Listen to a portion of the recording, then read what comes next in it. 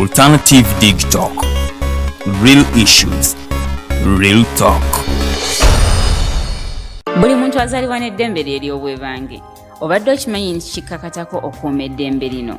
Eddembe lino likuggyibwako litya era ddi? Munnaffe toyitira. Bino n'ebirala birindirire mu programu yaffe Teeka ki. N'abaweereza abo Nalukwago Emerin Katumba wamu ne Tumusiime Kato. Buli Lwakubiri ku ssaawa 5 ez'okumakya wano ku Alternative Digitalk. This weekend omusajja bamuyitanga Buruchaga oba yafa ndoza yafa twamuwona yali anzisi nakuba nga guwedde nakuba jamani golubechwa bana bali mu room tebalinda ne bankwata bankanyuga ebweru from my room nga ndi kumwalire gwa kusatu mu CCE room number 99. This weekend, if you're a Christian and our nation's politics and governance do not concern you, you are doing a disservice to the God you believe in. The Bible in Ephesians chapter 1 verse 23 says, the church you see is not peripheral to the world is peripheral to the church, which means the church is at the center of everything happening within the world, including, if not especially, how God's people are governed. Why then separate church from politics? Church and politics with your host Sylvain Gumisiuza every Sunday 2 to 3 p.m. live on Alternative Uganda Facebook page. For more than 50 years, Uganda's political question remains unanswered due to political liars and their accomplices, and the Komanyoko politics as Norman writes. Upon reading Liars and Accomplices, Mukesha Muntu had this to say: Uganda's political leaders are motivated more by their self-aggrandizement than service to the people. There are those in power without strong institutional checks that will behave like animals in the jungle. In his foreword to the Komanyoko politics and sowing the mustard seed, retired Justice Professor Kanye Hamba says, I have had the privilege to read through Norman's manuscript. It is a frank and true exposition of the truth. Norman's courage couldn't be left unmentioned, as Honorable Betty Vigobe states, I am in full admiration of your courage and boldness. Copies of these books are readily available for your purchase in all bookstores. Do not miss the launch on 30th March 2022, Imperial Royal Hotel at 2 p.m. with retired Justice Professor Kanye Hamba as guest of honor and Honorable Betty Vigombe as guest speaker, among others. For further information, please contact the numbers below.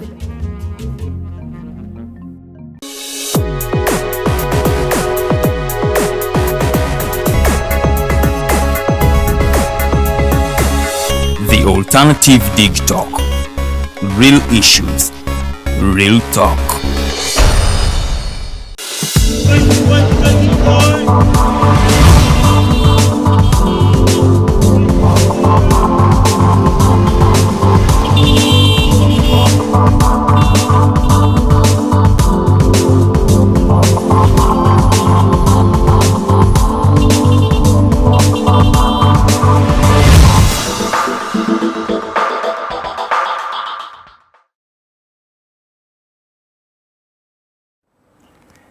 Yes, good morning and welcome to this edition of the Mighty Drive. Today is a Wednesday, the 9th day of March 2022. We are into midway of this particular week. Njagala okwaniriza buli omu ali ku mukutu gwa Alternative Digitalk enchayo olunaku olwalero. Amanya Zedga Matthew omuweerezaawo olunaku olwalero. Osooka okubanga neetondera bannayuganda okubanga ennaku ntono badde temukyandabako ku lunaku lwa balaza saaliwo wano mukulu Rogers tuli ahabwe ye yaliwo olunaku olwokubiri yo yabadde Women's Day oba lunaku lubadde lw'abakyala.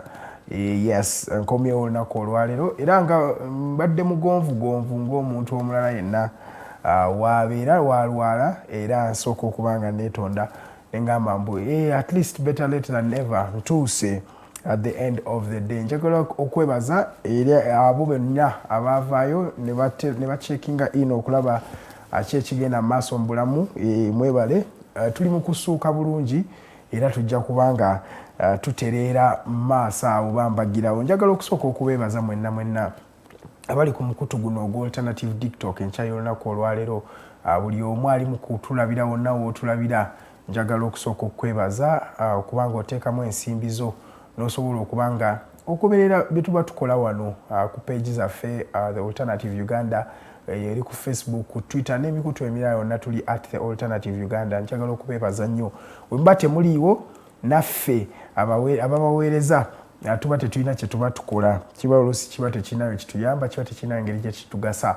So mwebalire ddala nnyo okuba nga mutwegattireko era okuba nga mutugoberera wano ku mukutu ogwa The Alternative Digitalk. Mawulire mangi agagenda mu maaso mu ggwanga, ebintu bingi ebigenda mu maaso mu ggwanga. Olunaku lw'eggulo yabadde Women's Day, International Women's Day, era njagala okusooka nga okuyozaayoza buli mukyala ali mukundaba olunaku olwaleero nti Happy Women's Day.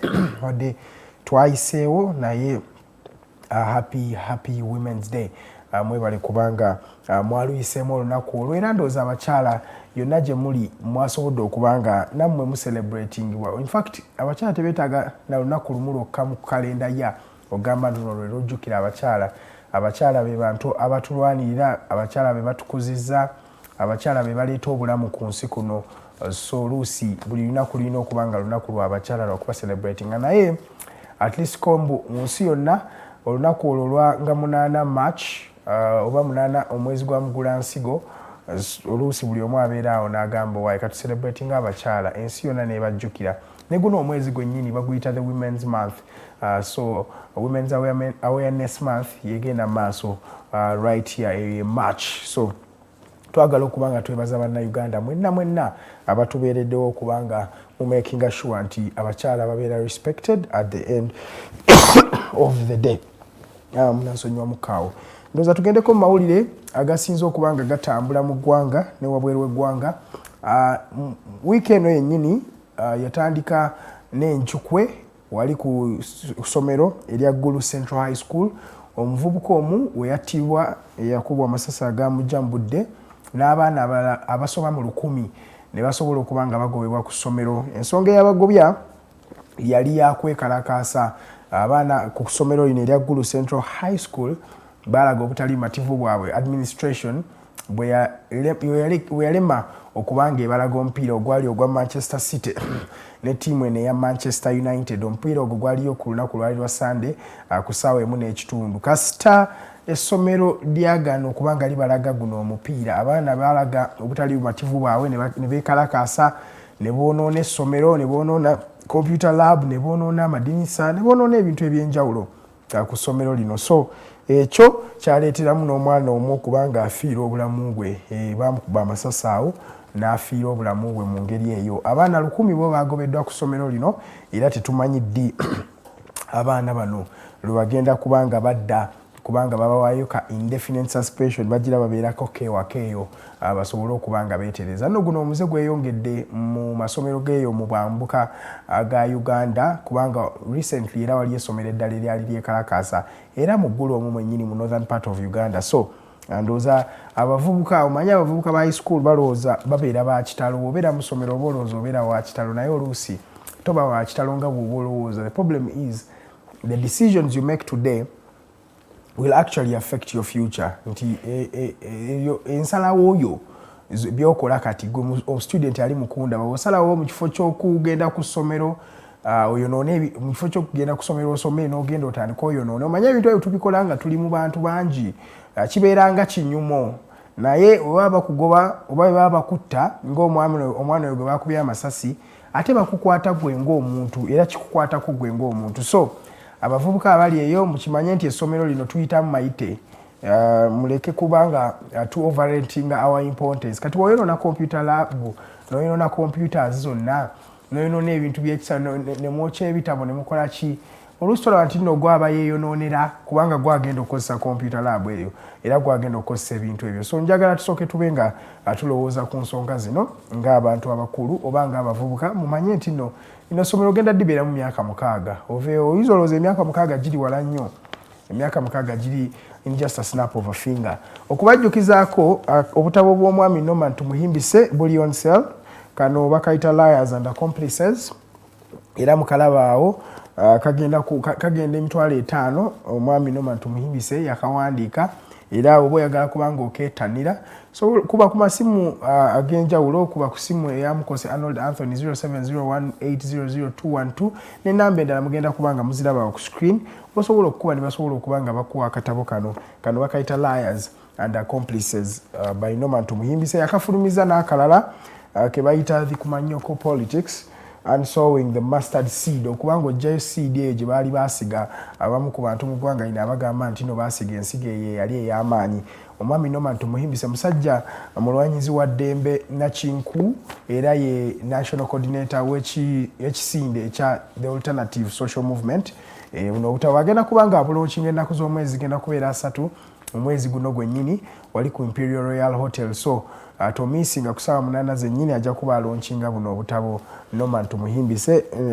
ku that particular date oba oyagala funa kopi ya mitwalo 5 egya Uganda era osobola okubanga okeefunira awantu wonna basobola n'okubanga bakakudelivaringira ne bakakuleeterewo nyini oba tosobola kubanga ojja wano okubanga okafuna basobola okubanga bakakudelivaringira at your doorstep ndoza tuveeko kaawo omwami mukulu Yoweri Kaguta Tibuhaburwa Museveni yafulumiza guidelines endala nga zigaana abantu okubanga baba evicting obanga babajja ku mataka gaabwe mu ngeri ey'amankwetu over time tulabye nga abantu bangi bagobeddwa ku ttaka mu ngeri gye bayita ey'amankwetu nti tebasasula abantu bano naye ne bamala ne babajja ku mataka gaabwe mu ngeri etali nnungamu bulungi so mu ngeri eyo President Museveni yakoze directive oba yayisiza ekiragiro ng'asaba buli omu obanga agaana evictions zino okubanga zigenda mu maaso evictions okubanga zigenda mu maaso zijja kuba zikolebwanga District Security Committee ate no District Security Committee eri chaired by the RDC era ne RDC ono agenda okusalawo ensalawo ye ku ttaka eryo erigenda okugobebwako abantu alina okusooka n'abuuzaako oba n'aconsultinga the Ministry of Lands so Museveni kino ekintu akitaddewo okubanga ayamba bannayuganda bangi abadde bagobebwa ku mataka gaabwe ne basigala nga babundabunda mu nsi yaabwe ndoza mujjukira ebyali eno mu Lusanja bantu bangi abagobebwa ku ttaka eryo waliwo bantu bangi abagala okugobebwa ku ttaka ly'omu Katanga bantu bangi ate mu byalo eyo kisukka n'okusukka bantu bangi abagobedda ku mataka gaabwe so President Museveni ayadde ayagala engeri eno eyambe bannayuganda era asuubira engeri eno egenda kubanga eyamba bannayuganda okubanga beekuuma obanga basigaza amataka gaabwe oba bagobe ku ttaka lino babagobeko mu ngeri ey'amateeka so President Museveni bw'atyo bw'ayogedde omukulu Tibuhaburwa Yoweri Museveni yayisiza directive era nga tukyali ku omukulu ono Tibuhaburwa Museveni era yagambye nti tamanyi yasabye the prison construction unit oba akawonda akazimba mu makomera yakasabye kasobole okubanga akatandika okubeera ne bigger projects zikakolako projects ez'enjawulo enneneko ku projects zino zikabadde kakolako so abachallenges nti nga prison ate ne construction unit yammwe mulekerawo okubanga muzimba ebintu ebitono kati tugende tutandika okuzimba ebintu bibwaguugwa bannayuganda bye banaatunulira ne bagamba ya prison services zaabwe ziri mu kukola omulimu omulungi era nkyali ku mukulu Yoweri Kaguta Tibuhaburwa Museveni onono ye mukulembeze w'eggwanga wuuyo ayingidde emyaka 36 ng'akulembera eggwanga lino ekisanja kino kijja kgenda okuggwako mu 2026 Yoweri Kaguta Tibuhaburwa Museveni agenda kubawezeza emyaka 40 ng'akulembera eggwanga lino erya Uganda yayogedde ku tocha claims ez'omwami Kakwenza Rukirabaseija n'agamba nno zino means zaali zikolebwa bacolonialists oba bali abaami abaatufuga mu budde obwo yagambye these old school means are means of colonialism abantu bonna abakyunyiza Kakwenza batandise okubanga bazza ebintu by'abacolonialists bye baatukolanga so mu ngeri eyo Tibuhaburwa yagambye ye kino ekintu takikiririzaamu era enenkola yabali abaatukulembera oba abaatufuga oba abafuzi b'amatwale so akyanoonyereza ku kiki ennyini ekyali ku mwami ono Kakwenza Rukirabaseija naye kaalabe kiki ekinagenda mu maaso olunaku lw'eggulo era nga tukyali ku First Family omwami Muhoozi Kainerugaba ono nno ye commander of the land forces mu ggwanga lino erya Uganda ate era ye mutabani wa mukulembeze w'eggwanga Yoweri Kaguta Tibuhaburwa Museveni Muhoozi Kainerugaba ya retirinze oba yanyuse emirimu gye mu magye omwami ono abadde magye okumala emyaka 28 era ekitegeeza yayingira nga alina emyaka 19 excuse me yayingira nga ine emyaka 19 amaze mu active service emyaka 28 ate era n'amateeka gamukkiriza okubanga awummula. Amateeka gagamba oba oli ku ddaala erya Geno ng'ate omaze mu magye emyaka egisukka mu 14 oba osobola okukkirizibwa okubanga owummula at any time. So Muhoozi Kainerugaba akozeseza prerogative eno okubanga awummula era n'ava mu active service. Eggwanga lyagala okusooka okumwebaza engeri gy'aliweerezaamu era naye kennyini mu bubaka bwe bweyayisiza ku mukutu guli ogwa Twitter yeebazizza bannamagye banne abamufudde kyali n'agamba emyaka gino 28 gibadde myaka mirungi gyali era akoze bintu bingi. Tetumanyi nsonga ki lwaki omwami ono amagye aganyuse mangu naye of course omuntu talina kubeera na nsonga kunnyuka amagye kubanga aba asavinze sootibwa omwami Muhoozi Kainerugaba kyekyo kigenda mu maaso yavudde mu magye oba yanyuse amagye ng'abadde amazeemu emyaka gino 28. Congratulations and thank you for serving the country omukulu Muhoozi Kainerugaba. Ndowooza nga tuvuddeko awo NSSF yatandika okubanga esasula bannayuganda ensimbi ezaabwe oba jjukira President Museveni ya consentinga ku tteeka erigenda okukkiriza bannayuganda okubanga bafuna 10% of their savings as long as they are above the age of 45 and they have been saving with NSSF for more than 10 years. So bagenda kubanga bafunayo ka 10% ku ssente zaabwe basobole okubanga beyamba here and there. NSSF eyongedde okubanga efulumya ssente ez'enjawulo over 50 billion zezigenda okubanga ziri issued out every week. So 50 billion shillings gwe nga obadde ku NSSF ng'osevinga nabo okumala emyaka egisooka mu myaka 10 ng'ate oba oyiweze emyaka 45 n'okwambuka ogenda kubanga okkirizibwa okubanga ofuna ensimbi zo obeere nga naawe weeyagala mu ngeri eyo. Waliyo omwami gwe bayita Godfrey Byamukama, onono ye yali meeya w'e Kamwenge mujjukiro wa NRM. Omwami ono yakwatibwa nga omwami Felix Kaweesi amaze okubanga attibwa. Okuva olwo bwe baamukwata emyaka ndoza giri emyaka 4 emabega ndoza yali 2018. Omwami ono yakwatibwa n'atulugunyizibwa mu ngeri eyali ey'ebyensusso oba baamutulugunya mu ngeri etaali nnungi. Baamuggyako eddiba ly'oku mavivi ne bamukuba mu bukongovule. Omwami ono yayisibwa mu ngeri etaali nnungi. Police ne government in fact compensation ye eri mu kawumbi kamu 1.4 billion ze sente police zegenda okubanga esasula ono omwami Godfrey Byamukama omeya w'e Kamwenge. Nno NRM meya tetujja gamba mbu opposition ekitegeeza ekitulugunya abantu oluusi tekibeera ku opposition yekka nyina abantu abali mu government bennyini batera okubanga batulugunyizibwa mu ngeri eyo. So Godfrey Byamukama agenda kubanga aweewa akawumbi kamu mu milioni 1.4 billion ku bintu bye byamukolebwako. Sente nyingi ze yayonoona Nakasero n'embeera gye yali mu bambi yali teriisa Nakabululu. Ndowooza tocha ebintu bino oluusi tubyogerako naye naffe tulinga abatalina kye tuba tukyusa. Poliisi nno mu sente ezigibanjibwa kuba kati no sente terinazisasula. Zino sente zeegasse ku sente kati ezibanjibwa poliisi mu terms of compensations. Poliisi bagibanja obuwumbi 12 billion just in compensation. That means police ebadde erina compensatinga bannayuganda bangi era sente zino zize zaacumulatinga ku lw'ebikolobero bingi poliisi byekola ku bannayuganda. Oluusi okyogera in the same statement police nga etokyalinga bannayuganda oluusi does not make sense because police yeri responsible okubanga ekuuma bannayuganda n'ebintu byabwe. Naye ate poliisi yennyini weeba yeri mu okuyisa bubi bannayuganda oluusi naawe kikwewuunyisa n'ogamba eggwanga lino ani alifuga ng'abavubuka bwe batera okubanga boogera. So kyekyo kigenda mu maaso wali mu poliisi era ne mukulu Yoweri Kaguta Bwalya Museveni yagaanye private pharmacies mu government hospitals. Waliwo buno pharmacy obadde butunda amakerenda mu government hospitals ez'enjawulo naye nga si bwa government nga bwa bannayuganda. Omwami Yoweri Kaguta Bwalya Museveni nabo yabugaanye mu malwaliro.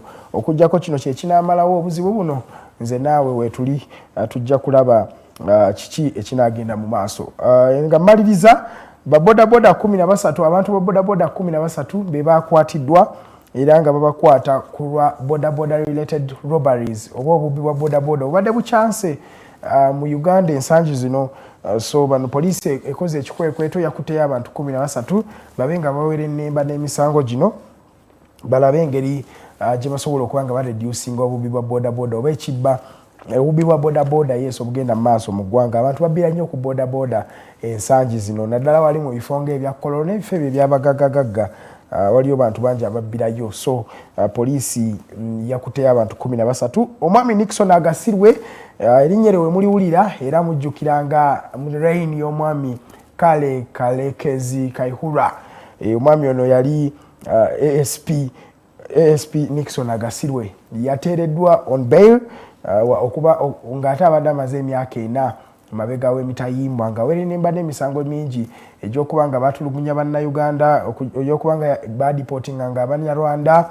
Emisango nno gyali mingi abasajja bano gye baakolanga ndooza mujjukira engeri gye baabakwatamu. Ono omwami yakwatibwa n'abaami nga Kale Kaihura kubanga mu time eyo bintu bingi ebyali bigenda mu maaso mu ggwanga lino erya Uganda. So Nixon Agasirwe yafulumye ku bond ku bail ya sentence taliiwo $3 era agenda kuba nga reportinga eri General Court Martial ya Andrew Guti buli sabbiiti 2 okubanga werennemba n'emisango gino. So kyekyo kigenda mu maaso wali mu kooti y'amagye. Omwami ono Nixon Agasirwe yafulumye on bail kubanga okuva abadde amaze emyaka 4 nga ali mu nkomyo right there. Ate Nixon tagenda kubanga akkirizibwa okufuluma Kampala n'ebifo bya Wakiso era ajja kubanga ne passport ye yagirese wali mu General Court Martial kubanga takkirizibwa kubanga afuluma ggwanga mu time bweti nga ali mu kuwerennemba n'emisango gino. Bana eddakiika zino ziri 23 ze zakayita ku ssaawa emu ey'okumakya. Munzikirize mpumulemu katono wetukomawo tugenda tandika emboozi eya biki ebigenda maaso mu ggwanga. Rogers tuli ahabwe waali, Farida Bikobere naye waali, n'omukyala Lilian Luwedde webali okubanga babaweereza. Eno ye Alternative Digitalk amanya nze Edgar Matthew Kalanga era nze muweereza wammwe njagala okubeebaza. Katugendeko mu short commercial break. Wetukomawo Mighty Drive ekyeyongerayo.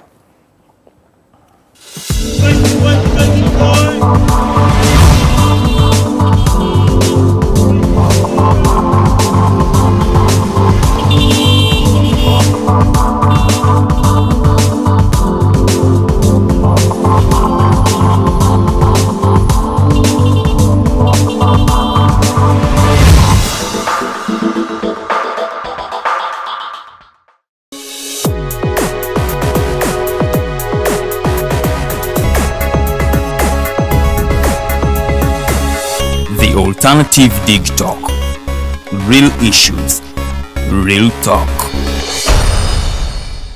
For more than 50 years, Uganda's political question remains unanswered due to political liars and their accomplices, and the Komanyoko politics as Norman writes. Upon reading Liars and Accomplices, Mukesha Muntu had this to say: Uganda's political leaders are motivated more by their self-aggrandizement than service to the people. There are those in power without strong institutional checks that will behave like animals in the jungle. In his foreword to the Komanyoko politics and sowing the mustard seed, retired Justice Professor Kanye Hamba says, "I have had the privilege to read through Norman's manuscript. It is a frank and true exposition of the truth. Norman's courage couldn't be left unmentioned. As Honorable Betty Vigombe states, I am in full admiration of your courage and boldness." Copies of these books are readily available for your purchase in all bookstores. Do not miss the launch on 30th March 2022, Imperial Royal Hotel at 2 p.m. with retired Justice Professor Kanye Hamba as guest of honor and Honorable Betty Vigombe as guest speaker,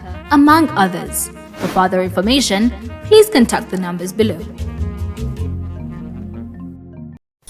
If you're a Christian and our nation's politics and governance do not concern you, you are doing a disservice to the God you believe in. The Bible in Ephesians chapter 1 verse 23 says, "The church you see is not peripheral to the world is peripheral to the church," which means the church is at the center of everything happening within the world, including, if not especially, how God's people are governed. Why then separate church from politics? Church and Politics with your host Sylvain Gumisiuza every Sunday 2 to 3 p.m. live on Alternative Uganda Facebook page. This weekend. Omusajja bamuyitanga Buruchaga oba yafa ndoza yafa twamuwona yali anzisi nga guwedde n'akuba jamani golubechwa bana bali mu lumu tebalinda ne bankwata bankanyuga ebweru from my room nga ndi kumwalire gwa kusatu mu CCE room number 99. This weekend.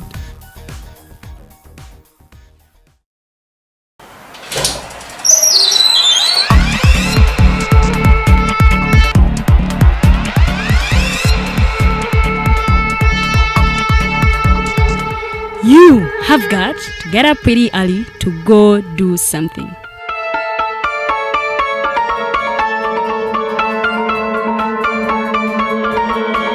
We are the alternative Digitalk.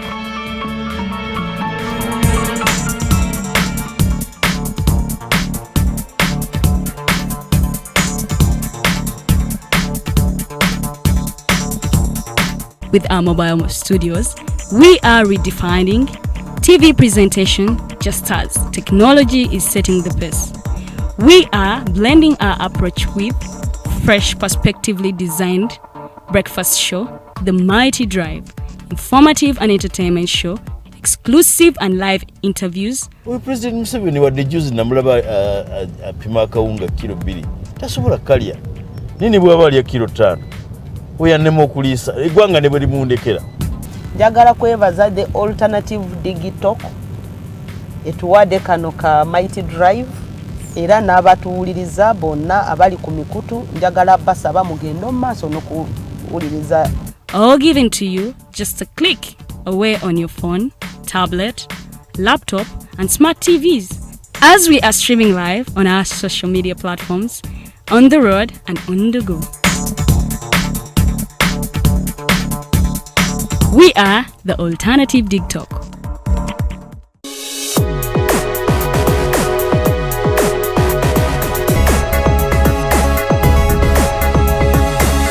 The alternative Digitalk. Real issues, real talk.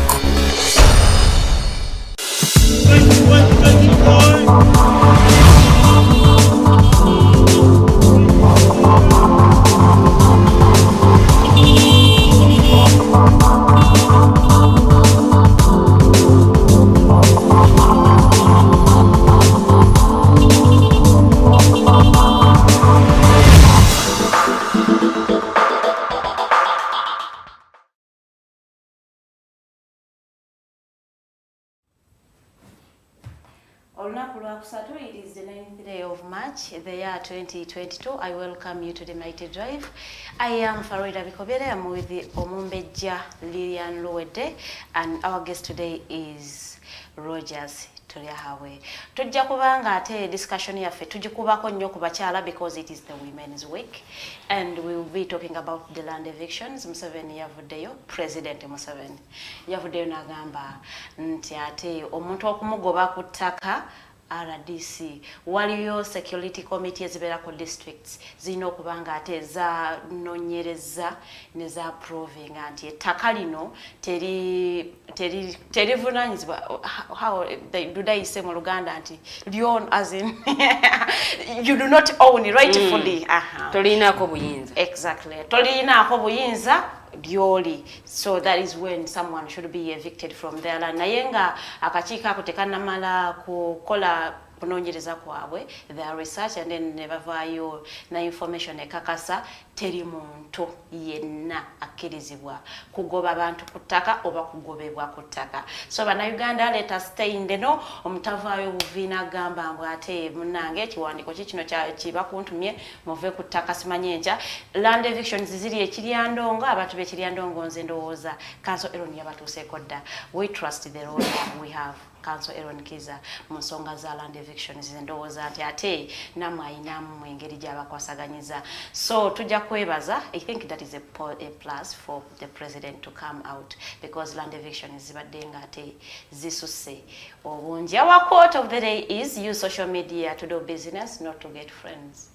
Use social media to do business, not to get friends. I will welcome Lilian Luwede ate ababuzeeko, and then ate welcoming Rogers to the have. He's one of us, but today tumukyaziza ng'omukenkufu.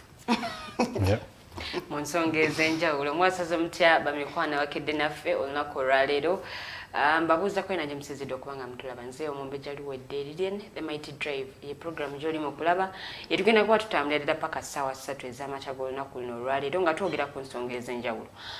Wiiki y'abakyala naye ng'ate tugenda kwogera ku bintu ebirala ng'ogyeko ensonga ezikwata ku bakyala, tugenda kwogera ne ku bintu ebirala land evictions. General Kaguta Museveni yabaninze all land evictions. Twagala twongere okutegeera ku nsonga eno oba tuwulire ye munnamawulire munnaffe ensonga eno agyogerako omwami Rogers Tulyahabwe. Kansoke mwaniriza atulamuseeko nekanekanye oba bwe mba nkyogera bwe ntyo. Bukiri. Wasuze otya ssebo? Nasuze bulungi nnyo, wasuze otya? Bulungi. Buuza kuba tulaba. Okay, ladies and gentlemen, very good morning. I will use English. Why English? Our viewers, I acknowledge the fact that we are in Uganda. It's not about the Uganda thing. No, I'm just recognizing that. But we also live in a country whose official language is English. So English is not, that isolated but from we shall the use Luganda. Yes, we can manual Luganda. So, but I would like to just chip in for that person who may not be so conversant with Luganda. So I am one of those people. A very good morning, ladies and gentlemen. You're welcome to the drive today. My name is Rogers, and today I am the guest. Behold, and obviously the issues that we are going to be talking about are issues that are dear and close to the hearts of very many Ugandans. It has happened time and again. Land eviction is happening every now and then, and most of the times it happens, usually it's being spearheaded by people who are usually in the government, or at least, at the high end. Yes, true. And those are the people who are mandated with the task of protecting people's properties, serving the people, because most of them are civil servants. So when these things happen, because even the president was talking about the fact that it is the judiciary, it is the judges who are conniving with the land evictors, to evict people from their land. So you see that the people who should be protecting the people and their stuff, their properties, their land, are the same people who are now being accused of doing the opposite. So that and more, obviously I'm not so much of an expert, but I have my own opinion. So just to make a disclaimer that I am not... Do you think this directive or order will be put into place? Will it be implemented anyway? Because twala abantu President Museveni yavaayo na ordering abantu obutabakuba, like kuvaayo kuba abantu fa abasirikale be, but era yakyogera kibadde kikyagenda maaso, as in they did not care about the order that he gave. So the directive this time, will it work in your opinion? In my opinion, like you just mentioned, a president usually makes directives, and most of the times, because he's a fountain of honor, almost everyone is obligated to respect the order of the president. Exactly. But in a country like Uganda, I don't know if you are very liberal or we are very democratic, that when the president says something, we don't actually take it as an issue. So the question of land, I feel like it's possible to implement it, because it is one area that he is also so passionate about, land, because that's agriculture, and he's always told Ugandans, you see, the same way we thought that the other directive will work, because Commander 001 yajikola. I think it needs more than just a directive, because the implementation is also supposed to have his hand. So what exactly do we need? What we need is the measures of implementation of his directives, because most of the time, because nakati directive yabadde nti engeri ba court orders just funebwanga ziri kind of doctored, leaning on one side of the coin. Yes. Twetaaga those district committees okubanga yes, district waliwo security committees is led by LDCs. So I have a feeling that the only way we are going to implement that is if the president follows up with those district committees, because naruli ekyagana okugamba nti abantu balekera abapolisi balekera okuba abantu emiggo. I don't really think he followed through. Okumanya accountability, no someone. Yandibadde nga tafollowinze amumawulire byali sitegedde. Wacho bali bafollowinze ne bamanya nti kino kiteekeddwa mu nkolo. That is exactly the issue. Ngate they are even protected. That is exactly what I'm saying. So at the end of the day, everything is only going to be implemented if it has the will of the president and he's following it up. Because in a word about twalina anti-corruption. But I don't think ye mwenyini president yagenda following up. Wabula agenda teka wakachika kalina following up, right? But teka wakachika, now you're going to make more administrative centers, and every administrative center that is more money, and now you're wasting more money in the But we have the ministry of land. Of course, you know kwasaganya ensonga zino. Nanti bujanga alese directive. I have a feeling that if there was someone in control of that, it would be easier to implement. Because bwekibeeranga kirekeddwa at the ministry level, because it has been at the ministry level, and the ministry obviously wouldn't say they openly support land evictions. So if they probably have seen this vice happen in society. But if the fact that they have not done anything so much so that he has had to come out and speak about it means that they are not in position, or probably they're incompetent to follow it through. So if he comes with a directive, I would feel like it's possible if he puts someone in charge of that and say, so and so is going to be in charge of vetting at least those court orders that are especially related to land evictions. So that way it becomes easier, we know who to run to when someone's land is being threatened. So that one means the president has actually the interest. But Okwimiria now directive, and the same people who have been in charge are the same people that he's leaving in charge, means that what is going to change? Nothing is going to change. So one would even wonder why these evictions zeyongedde oba lwaki zigenda maaso, because abantu abamu batwala ettaka naye ate okugenda okulaba ng'okunoonyeza kulaga nti n'ettaka lya gavumenti naye ng'oli agamba nti n'ettaka lyange era mwe mwenna abalyesenzaako muveeko. Mpoza Rogers agenda ku enlighteningamu abantu ababuuza how does government come to own land? I mean, every land is owned by government. All land is owned by government. So bana abajjanga agamba nti ettaka lyange n'ettaka lyange bana abaliko baveeko ate ng'okunoonyeza kulaga lya government. It's even in the law that land is holding everything on behalf of the people. So it's taking, like, it looks after, I would say that way.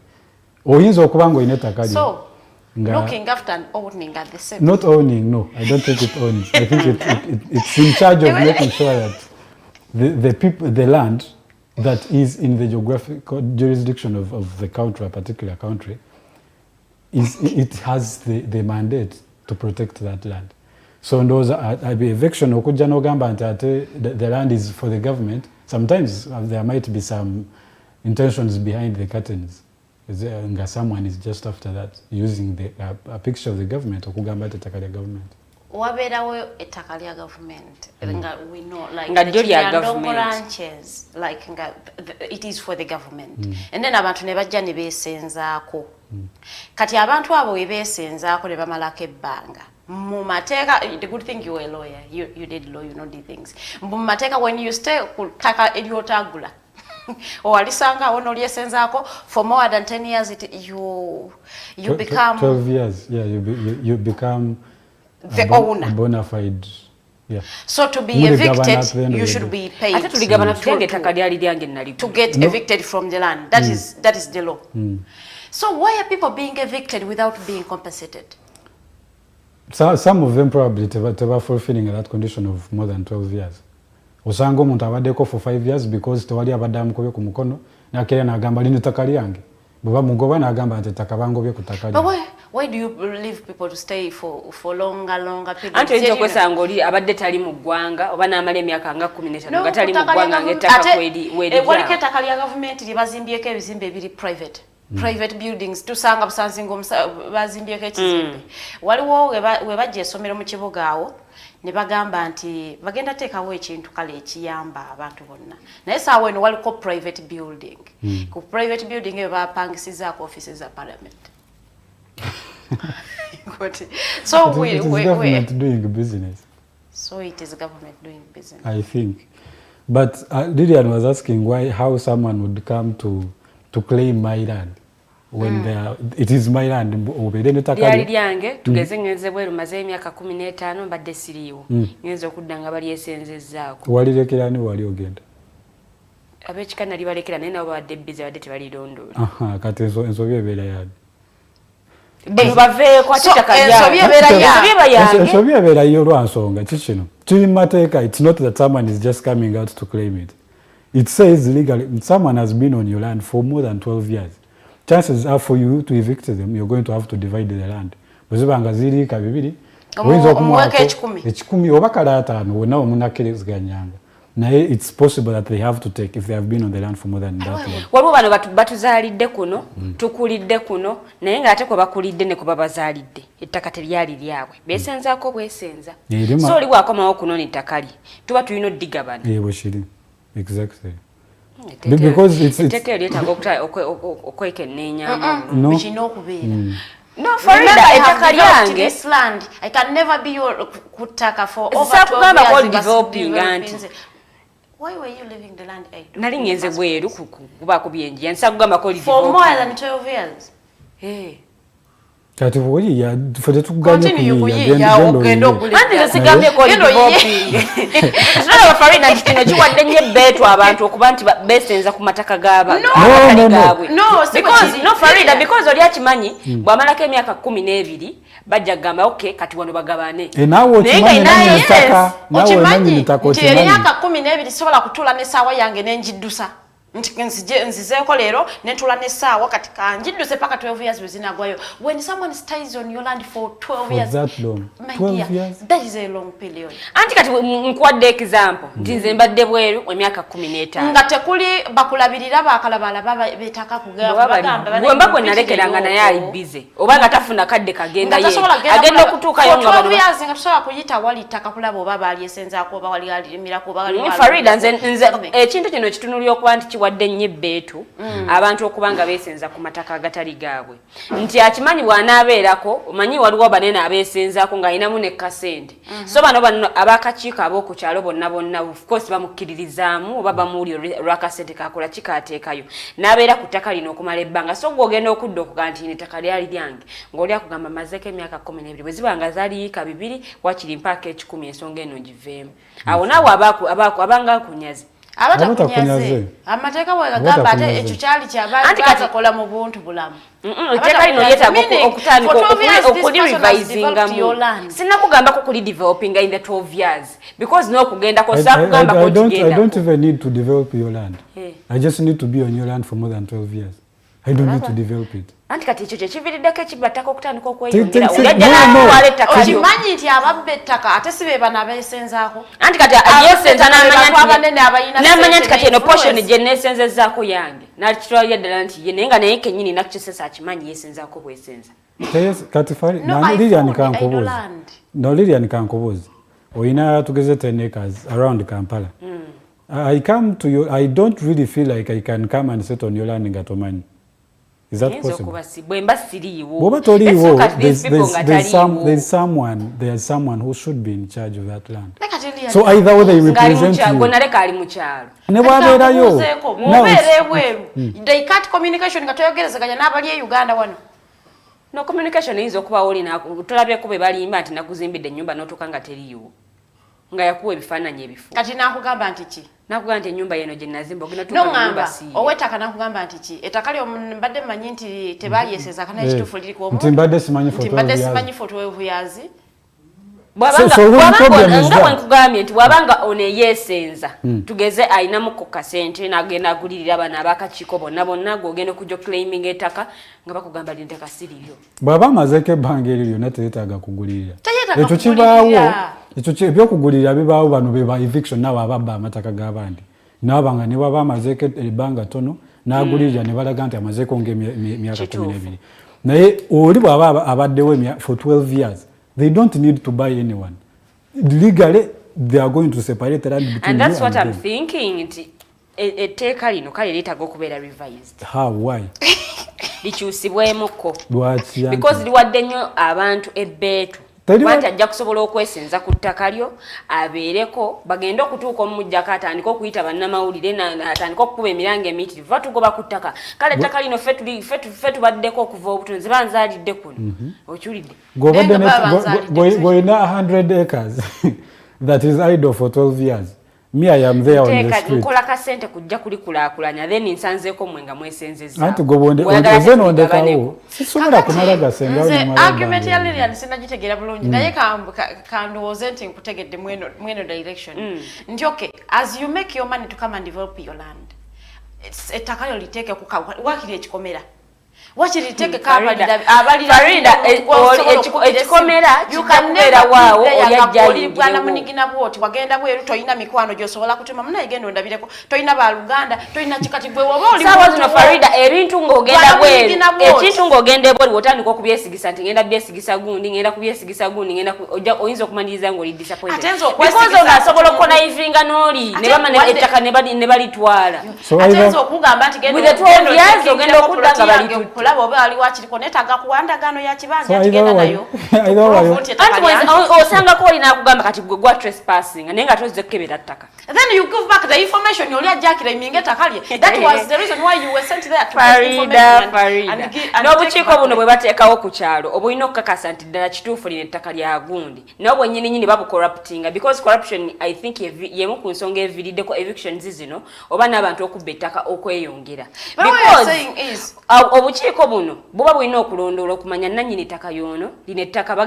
bano abalyesenzezaako balyesenzaako mu bukyamu okiwulidde like okulaba nti bamanyi ekigenda mu maaso ku ttaka lino naye ate ogenda otuuka nga nabo bennyini baba corruptinze so nga naawe tulina wakukola ki tulina wakutandikira naatize kugambye bw'aba amazeeko myaka 12 tasaana gula yadde LC1 yadde defense amateeka gamukkiriza naye bw'aba amazeeko lesias ayinza okukorruptinga omuntu naye nze kyeŋŋamba nti bano bagamba mu judiciary yaabwe ekola genda mu mateeka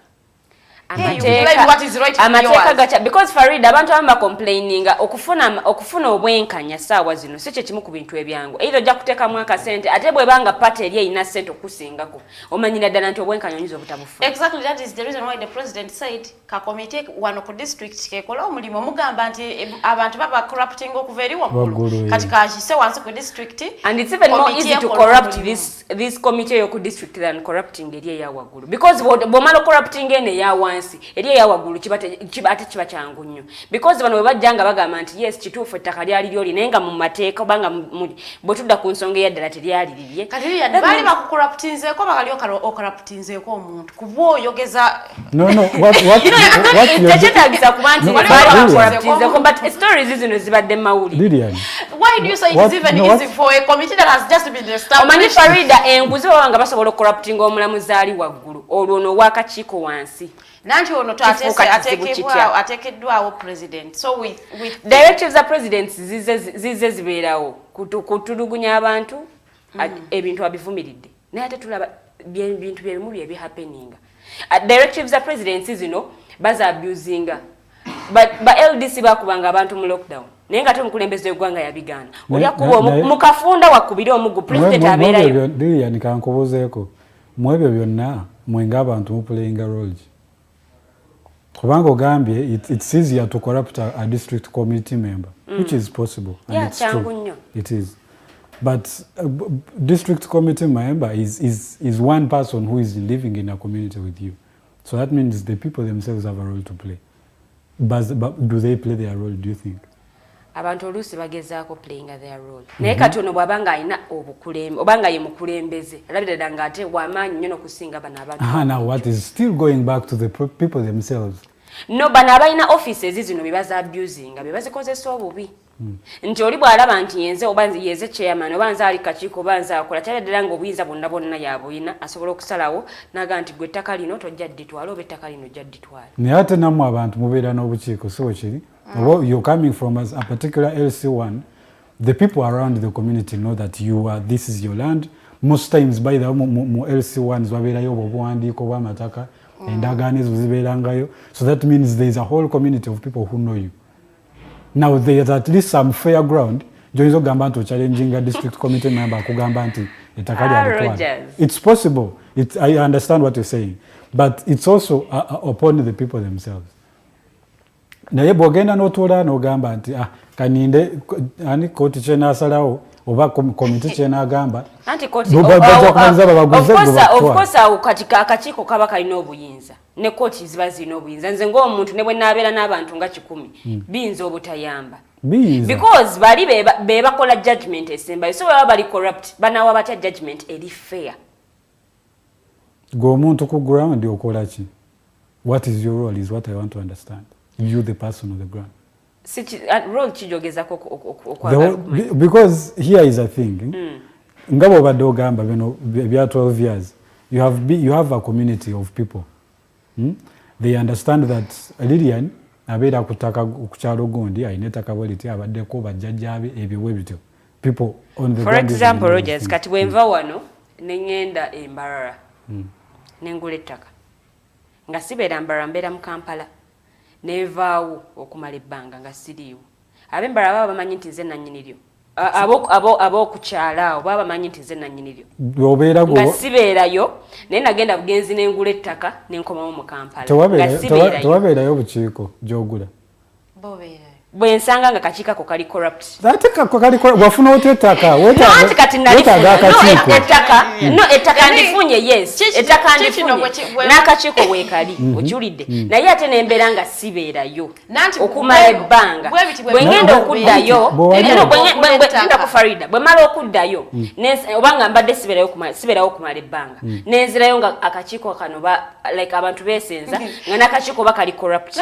Banaawa batya fair judgment. Okay, because Farida corruption is okulya judiciary okulettaka kikakatako okumanya bannayibba bo walk right no walk left. You know why? Beyanjulire obamanye. In the case of anything asobola omuwene number ye yesimu asobola okukubira siragamba why twalabyeko azimba gwazimba twalabyeko abasimbi walwa naye abantu abamu bannayuganda kati sawe ne wetutuuse nti agenda nagula ettaka mu kitundu n'atabuza ne nayibba we nga abadde mu nnimiro nga tabamanyi tebamumanyi takumanyi tomanyi bannayibba tekanga gwalyo twalitaka kyofaako mbufunye LC1 sometimes chovala baba fera bakuleta LC1 omukyamu naye bwoba omanyi nayibbawo akugamba oyo si yeti yamani wa naye nti abantu abamu temugoberera mitendera egimu nti lwaki edda eviction zino tezaalingawo nti omuntu yatwalanga obudde bwe n'agenda ku kyalo ne yeebuuza naye kati saawa eno ofuna looya omukulu atera nnyo tugamba ne looya n'akugenda n'akukolera saaki n'amala n'akuterako wansi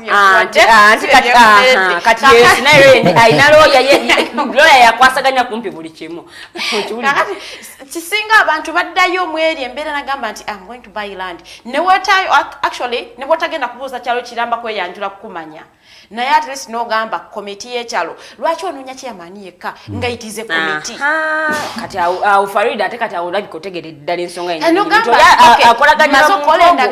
why don't you go and ask bana naiba wange oba even before nga tonnagula ttaka sooka olinoonyerezeeko naye nti we tujja koma tugamba abantu bali corrupt have you played your role gwanga agula ettaka nti at least ozibiddeko emiwaato egimu omuntu wasobola okubbira ettaka. We haven't played our roles. Nti abantu abamugwe oba aliwerwa kuweereza ettaka tokola kimala gwogula buguzi anyhow wajaddisangayo.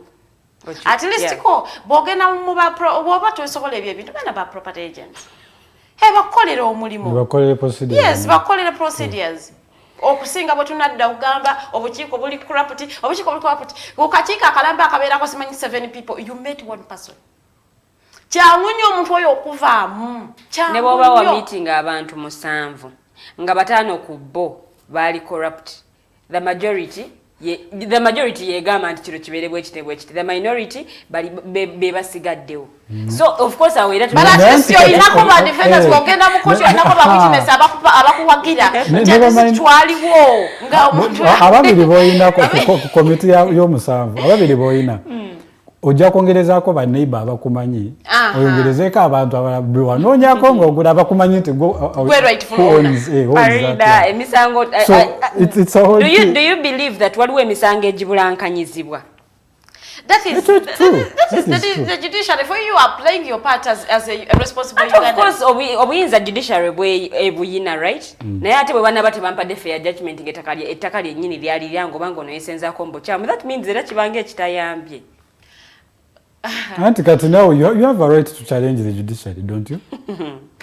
Okay, let's continue. You do. So it is a whole thing. You see, it's not in isolation in the judiciary, because judiciary doesn't own my land. It is only going to make a judgment according to the facts presented to judiciary. Yeah. That means abantu abatwala obujulizi mu judiciary, they might be corrupt. That is possible. And judiciary is probably going to rule in their interest. But you as the person see, you also have a role. You have that role. So bova with the people that you know, with the people on those committees, Jogamba. Bebo, that is your ground for challenging the decision of a judiciary, because judiciary works on what you present.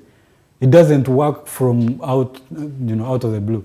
You present your case, argue it out. If you're the rightful owner, there is some reason, there is a benefit of doubt. So you might have to get your land back. Nebo ogamba anti kati nze ntudde wano, judiciary eri corrupt, committee esobola okucorruptingibwa, so etaka bagenda ditwala eventually. Because you will not have played your role. So you have left anything to the masses of the judiciary and the people who are with me, I have the Komanyoko politics, and so in the mustard seed, and I have liars and accomplices. On the 30th day of March, it will be a Wednesday. We are waiting for you at Imperial Royal Hotel. Time will be 2 p.m. at the Hall is Sunflower. To Berengate, we are launching publicly. We are letting go the books to the public. For your comments, you could comment about them. You could pass a review on any of the books, or you could even critique if you are really sure of what you are critiquing. Each copy is going for 50K. You can get your copy by sliding it in my inbox, the alternative inbox, or you can call me on 0783-047785. When we find a copy, we can deliver if we share the transport. But you could also pay for your own transport, and then we deliver your book to wherever you are. Or you can get a copy from Uganda Bookshop or Book Point. We are going into a short commercial break. When we come back, we are talking issues of women.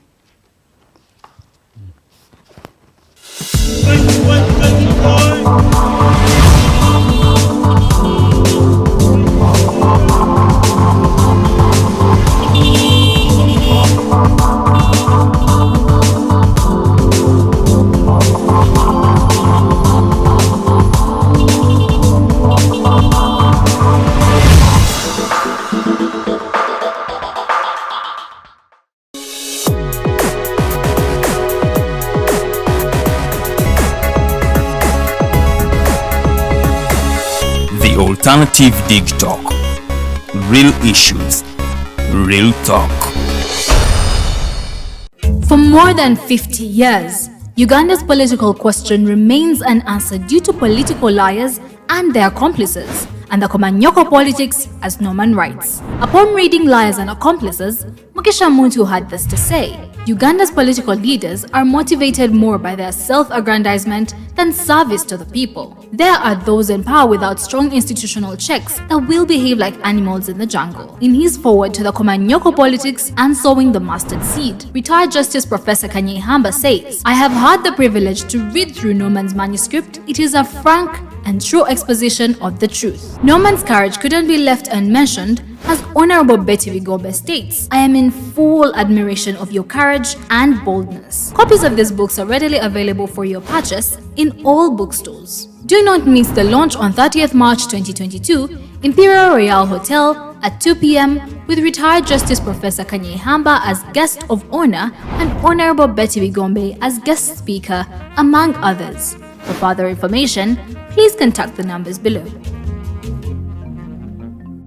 Buli muntu azalibwa n'eddembe lye ery'obwebange. Obadde okimanyi nti kikakatako okuuma eddembe lino. Eddembe lino likuggyibwako litya era ddi?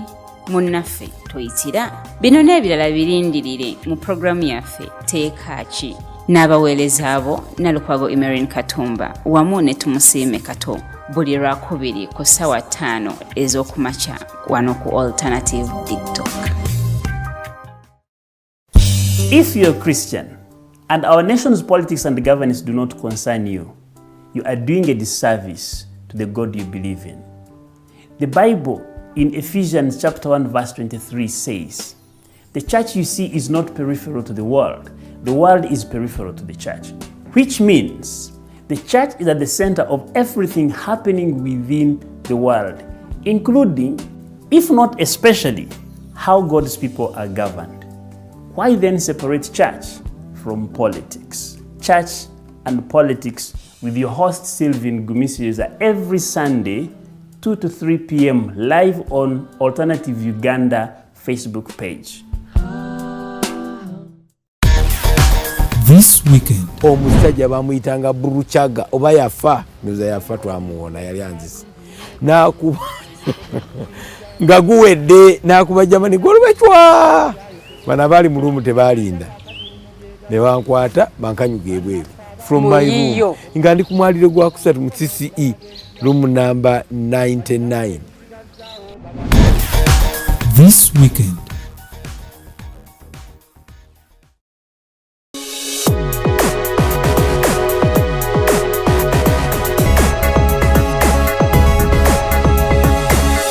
The Alternative Digitalk.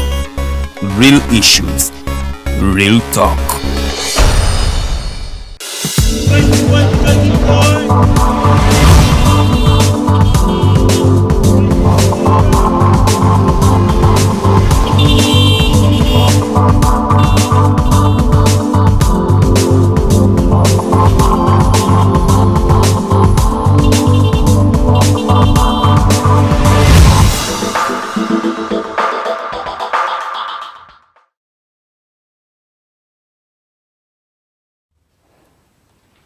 Tukulikeyo mukuwumulamuko esaawa ziri 2 kitundu kyaffe kya 2 program The Mighty Drive. We are live on Facebook page eri The Alternative Uganda bamikwano abakatweyungako Luganda lumanyi okuzibuwalamu tubaaniriza mulaba Mighty Drive. I am Faroida. I'm with Lillian and Rogers. Twogera ku bintu ebigenda mu maaso mu ggwanga, twogera ku land evictions. President is directive ogamba temuddamu kugoba bantu ku ttaka okujjako nga security committee eri ku district ng'ate leading bwa RDC emaze okukola okunoonyereza kwayo ne wa findings zaayo nti ate ettaka this is the rightful owner. That is when omuntu wanavaayo ate nagoba omuntu kutaka. But that was a discussion for the first hour. In our second hour we are going to be talking about women in politics. What has been their role? Have they empowered young girls, or they have not empowered any? And what has affirmative action helped the women in power? Because affirmative action beyambye beremeza ate mu bifo ebya affirmative action katwagala tulabe, have they played their role as women in politics? Mukulu Rogers Tuliahawe, what do you think? I think generally women have been marginalized in some way. Yeah, we have been marginalized, but we're actually not a marginalized group. You are not. But they are pushing us there, even when we are trying to. Because we ourselves are also pushing. No, we are pushing ourselves. We are pushing ourselves. No, but we are not a marginalized group. You're not you're not marginalized. But here is a society that stereotypes women for particular stuff. Yeah, true. You are supposed to do this. Supposed, mark the word, supposed to do this and that and that. Yeah. Isn't that marginalizing you? So that is basically putting you in that corner. So your role, now the role of the women in politics is so that they fight those stereotypes. Yeah. Those that have pushed women on the wall for quite long. But I also feel like the women who have gotten in the spaces of politics, spaces of decision making, who have the capacity to try to change the policies and the perspectives of communities towards women, are also relenting. And now it's about me and my family. I'm securing my own future, in the words of the president. So at the end of the day, I think women in politics have had the platform to change. They are being used because yesterday on a discussion, some women were saying that but if you really knew what you had gone to do, you have a fair ground at least at that, more as opposed to someone who is deep down there. Yeah, true. So you have, first of all, you are carrying 1,000 women on your shoulders who are counting on your victory, who are counting on changing the narrative of the society. They have relented, they have not done their job as they are required, they have accepted to be used. And you see, the world is, everyone works in their own interest. If you're doing something that is threatening me, and I have a room to compromise you, I'm going to do that. That is just how the world is working. So until someone understands exactly what they want, they're still going to be used. So I think women have had the opportunity to be in that space. They have had some space. Of course, they are not enough, but for beginners, I would think there's some fair ground. But I don't think they have utilized the space as much as they should, in my opinion. Okay, so okay, we haven't utilized the space because that it was given to us as women. Is it because tuli series are like tetunavayo nnyo tetwekiririza? Is it because abasajja bakyatekinze the bigger positions but what is small? You see, when you find the president ow'ekitongole kati atawo omukyala agamba kale tumuwe obwa voice ajja busobola, but who are smaller positions. So these positions are start taking decisions. These positions that only fall decisions that have been made by the men. That are only occupied anyway. Yeah. You all know occupy a position, a talina decision-making capacity. I think here is a thing. The relenting I'm talking about is that abakazi naboni jebabade in the whole campaign process and stuff. They have not looked at challenging those barriers. The stereotypes about these barriers eziriwo. We have a parliament of about over 500 people. You should say, or you should try to foot for a policy that says at least half of those should be women. Yeah? Now, the half of those should be women is that in the leadership of, because they are elders representatives. Yeah. If there are 5 elders representatives, or if there are 4, 2 should be women. 2 should be women. Young people representatives, if there are like 10 positions, 5 of them should be ladies, 5 of them should be men, boys, or whatever that is. So that way, even for someone to challenge that, they would see that there's some kind of fairness in that. So someone is going to say, this woman, now you can take that position.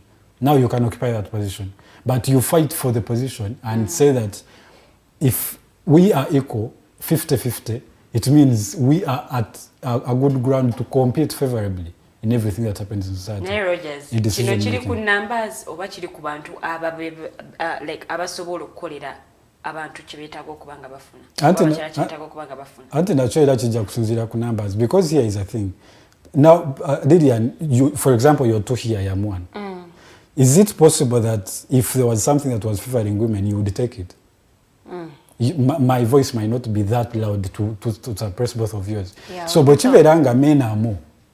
It is still possible that even if you have the women of will and the numbers are not enough, the other people are going to take. Yeah, sure. Because usually it is how it works. The majority are going to take. So until we have that equality, you know, the women are almost the same number as men. Women now are in a fair ground, or women, but they have the numbers, they have the voice. So they are representing at least a good number of community. Natika so, Rogers, when you read the chiri kuchino, ntibotunulira cabinet, abakyala bangi. Ate bayina ebifo eby'amaanyi oba ebyawagulu. But you would see what kituuka ku decision making. Mu nsonga zino tebaliimu. Baba quiet. Oluusi tebogera nabo. Baba quiet on their own, or are they silent? Of course, baba balowooza nti nebo tunayogera tewali kigenda kkola. Now you see, the problem is not just that there are not enough numbers. The problem is that women themselves don't believe they can change the narrative. So you realize that even when someone has a space, they feel like they have been just given the opportunity to be there, but they don't feel like they rightfully deserve to be there. So Bobanga in our communities, for example, we have a vice president who's a woman. We have a deputy speaker. We have a prime minister. Those are big positions in government. But as they occupy them, are they really looking at the women? Or are they looking at, I was appointed by a particular individual, and for that matter, I should be doing what is in their interest. On Sunday, I was listening to our Prime Minister on a certain TV station. She was saying, I was very happy when the President gave me the position of the Prime Minister, and I felt I am indebted to him. And I'm like, was he giving you the position of the Prime Minister because you have the capacities, and why do you think you are indebted to him? because ekifo bakikuteekamu osavinge teyakikuwa munange nkusiimye nnyo kale oboneredde nnyo genda olyeko. Actually, in her statement, she was actually meaning that. Because if it was because of her capabilities or her capacities, she can ably run the office. She wouldn't be indebted to anyone. She would say, I have the capacities, I have the skills, yes. I am serving the people. I am not serving an individual. So, osanga nti, ebintu ebimu, osanga bamba bibawangate. They don't feel they deserve those positions. And no, even the process of getting them. So first of all, for yourselves, you're not ready for that.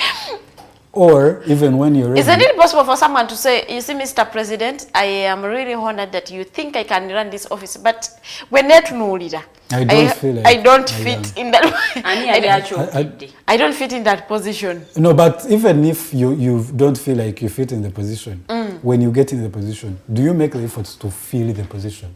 To be able to do what you expected to do, as opposed to feeling like you're indebted to someone for having given you the opportunity. I think this is why I will agree with you, lw'abakyala, but before, never anti by no ways of running these offices. So nti atuula mu kifo n'atafaayo oba kugamba okeka neyongere konsome mfune skills oba nfuneyo omuntu training well there are these online courses n'atuulaawo kati ajja kufuna omuntu obanga deputy we naye nga musajja nga they have all these skills abeere nga yalwaninga office bagambe yamubutikira abamuwa office yabwerere naye nga naffe abakyala tetwekozeemu omulimu. I would agree with you women who are in these bigger positions haven't really done a very big role. Nti nebo kugamba nti kale akole ne bwaba ta influence ze baana balala kola position yo element kola kwenga kweni yo capacity kibalemye.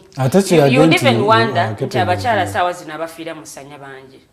We have women representatives in parliament. Naye ate minister wa health mukyala, permanent secretary mukyala. You would even wonder lwaki tuba n'ebintu bwebiti naye ng'ate abali mu bifo ebyo abalina okukyusa bakyala, because abakyala bafiira musanya bangi. Abakyala ebikozesebwa mu malwaliro tebabisangayo, tebiriiyo okiwulidde. Kati abaana afuna atya abaana ayambibwa. I think abakyala, they are the people who can easily be affected. You see, in a community, women are vulnerable. Yeah, true. Because as much as it is patriarchal, most of the times they are the ones who are running a family. So that means they have daughters, they have everyone to look after. Now, there is some level of marginalization. They are the ones who are going to be affected the most. So until these women who are up there realize that, look, we are here, but not just for ourselves. We are here to make sure that our fellows in the society are also competent enough to participate in society. And that also begins from realizing that you are in a position and it has this and this much powers.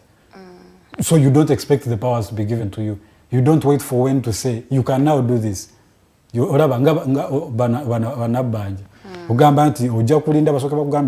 As a prime minister, again, but you occupy the office of the prime minister. What are the roles of the office of the prime minister? And on top of those roles, what is the role of you as a woman and a representative of the image of women in society? So Osanganga, they are just there waiting for directions, for what should we do. Yeah. Is there a possibility that men could front issues of women? It is possible. But you see, it's not easy to fight for someone who does not want to fight for themselves. We have the will, but we don't have the power. No, you have the will. Let's agree on that. You do have the will. Yes, and but we don't have the power. Let's say we also... Now, let me ask you. Let's say I am poor and you have money. You want to really work and get rich. And you would want that for me also. Do you always have to come and hand out money to me so that I become rich, or do I make the efforts? You a job I make the efforts. You support my efforts. So that is where it begins. So the government, the men are not going to be coming from here and saying, look, women, you need to do this and this and this, so you are equal with us. Because the women, the men are also threatened sometimes when women are very empowered. That's the reality of the community we live in. So the women have to make the efforts. I was disappointed when Omukyala come here. when she formed that party that she wanted to run for president. And then she reached Nabi Dampinga, Atena Akoma. Because that was a good beginning. It wasn't easy. It must have been tough. Yes. But that is how it begins. That is the struggle. That's the process. Maybe we don't support ourselves. We don't support each other. You don't, but how many of the women really understand those issues? So the role, first of all, it begins with those in office. It's going to the ground, making sure that omuntu akola is enkumisatu olunaku. Amanyete, they have the power to do ABCD. So and if they don't know those powers, the community has been constructed that they are at the receiving end. They are told what to do. So those people must be empowered first. So that they understand what it means to support you, someone who is up there. Because even being up without the support also means you're not going to go anywhere, because the people you're representing don't understand what your representation is about. So it is going to the ground. Vamu office wagurumu esi abakazi abomubotali bamanye nti kino na kino is their role in community, and this is how they can fight. So when in the process of fighting, they are getting equipped. So if you need support at a particular point, if you have an issue to pass and probably it's sidelined by the men or the fact that they think you are not capable, you have the women who are going to say, look, we are in society and we understand this and that is going to happen and it's going on.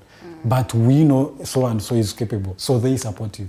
But they cannot support you if they are down there and they don't know what you are going through, what it takes to be in a particular place, what you can go through to challenge a certain policy or a perspective in society.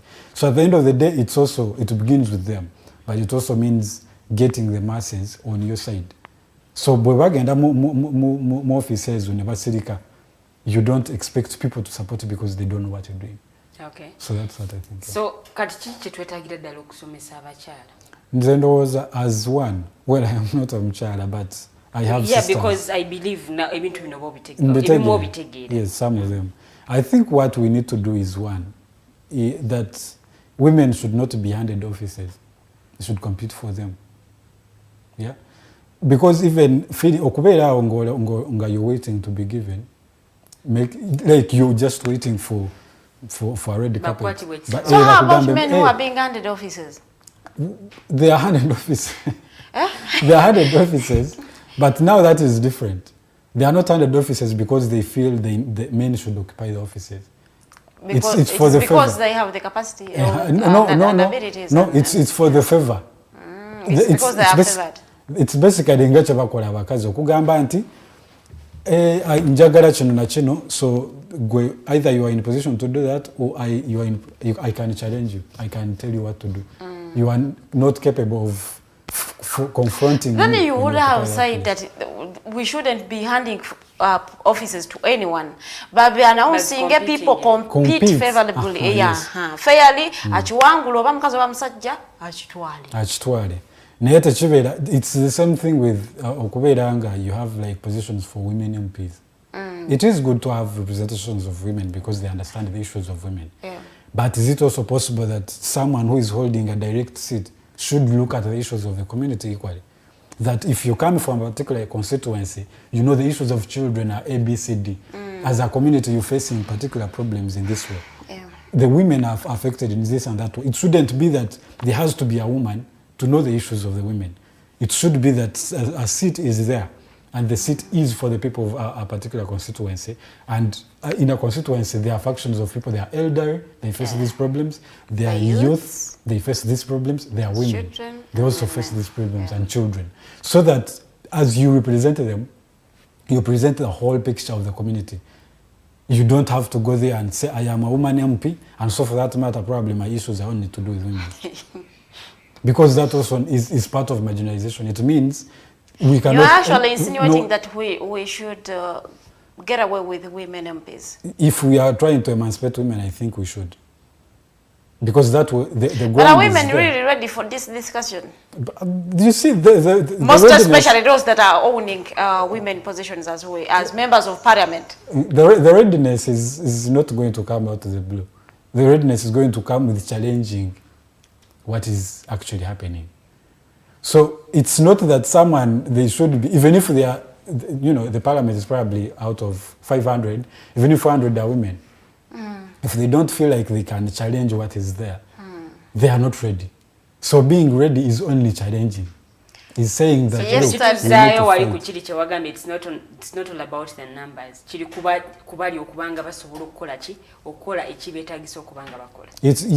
because they want to nabera n'abakyala ngabina nenga parliament erimu abantu 5 nenga ate bano abakyala nto zabaweebwa they are just only passively occupying them, they are not having. So I feel like the ground should be equal. Onjukiza omukyala nana mu Africa yesterday agambye waawo member wa parliament yamala emyaka 5 mu parliament nga tayogeranga ko nga mukyala nga tayogeranga ko nga teri amanyi nti alina ekifo kyakikirira naye yali yaseteza omwiwa omusolo as in salary for 5 years nga ina ekitundu kyakikirira nenge nsite mumanyi oba oli awo n'abamu bagendayo nga tannaba kumanya kikiyitaga kubanga akola. Then why do you contest? Why do you contest? No,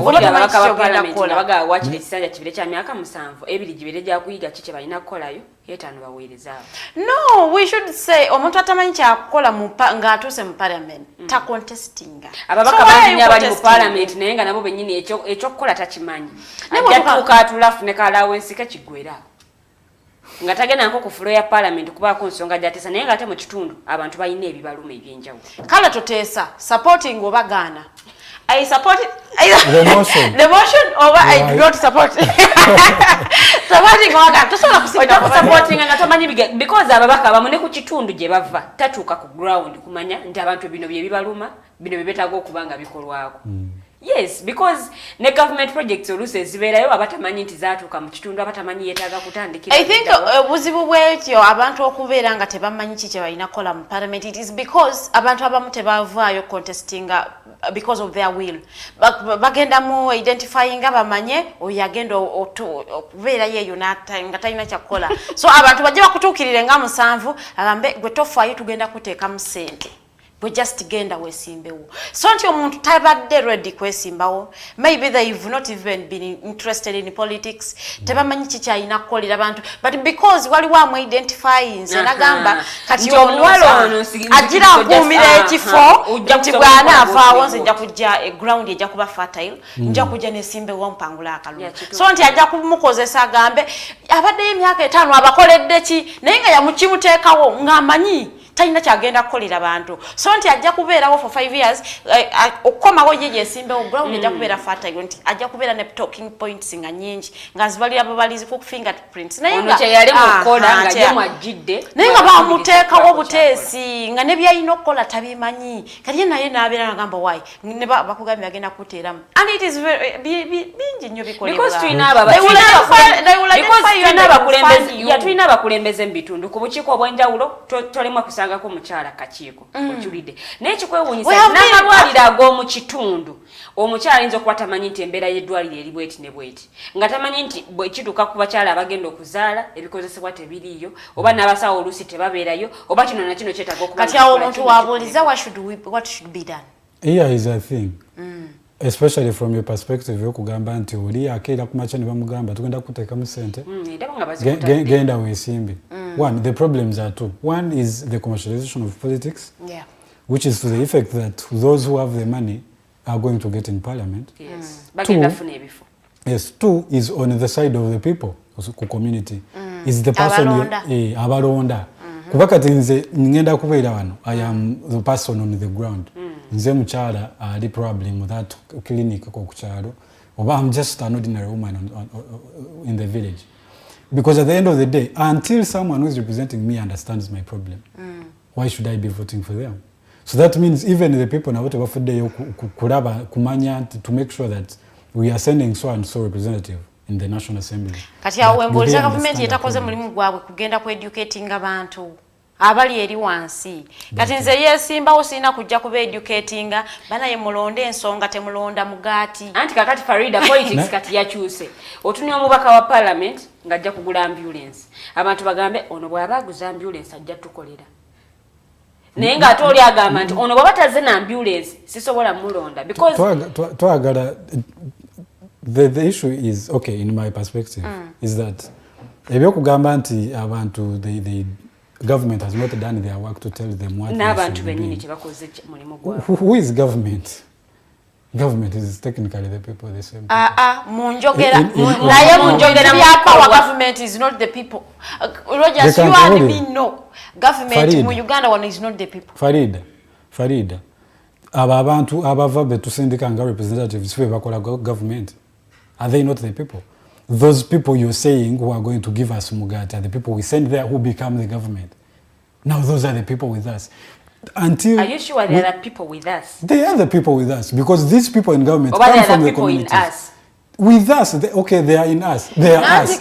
Which means it is the people. Government has institutions ezili mandated okukola emirimu egimu mu community. Kati okulonda abantu okumanya ni gwe balina okulonda electoral commission esobola ogumbulimu gwe electoral commission okugenda osomesa abantu prior nga kalutekana tuuka omuntu nga musinzi bali batuseeke wamwe eyo nga basomesa abantu. Surprisingly by the way tubadde twogera ku bebabwagafo. One of us was called ne bamuwa ekifo nga tabitaliyo ne kukyalo ekyewaabwe amukubira essimu tukulonze kati ekifo kuva na leero mukyeyamaani w'abavubuka ebo bebaawo but he has never shown interest. He's not even interested, but he was given the position and he accepted. So here is what I think. The reason I was saying that the government is also us is that bw'oba omanyi nti weetaaga service delivery nga ya mutindo, make sure the people you are sending there nabo ba mutindo. Kuba bw'ogamba nti, you see the problem is one. Okay, wojja okugamba nti government tekoze kimala is probably in the side of service delivery. Omuntu okumanya nti gwolonze alina kukulobingira.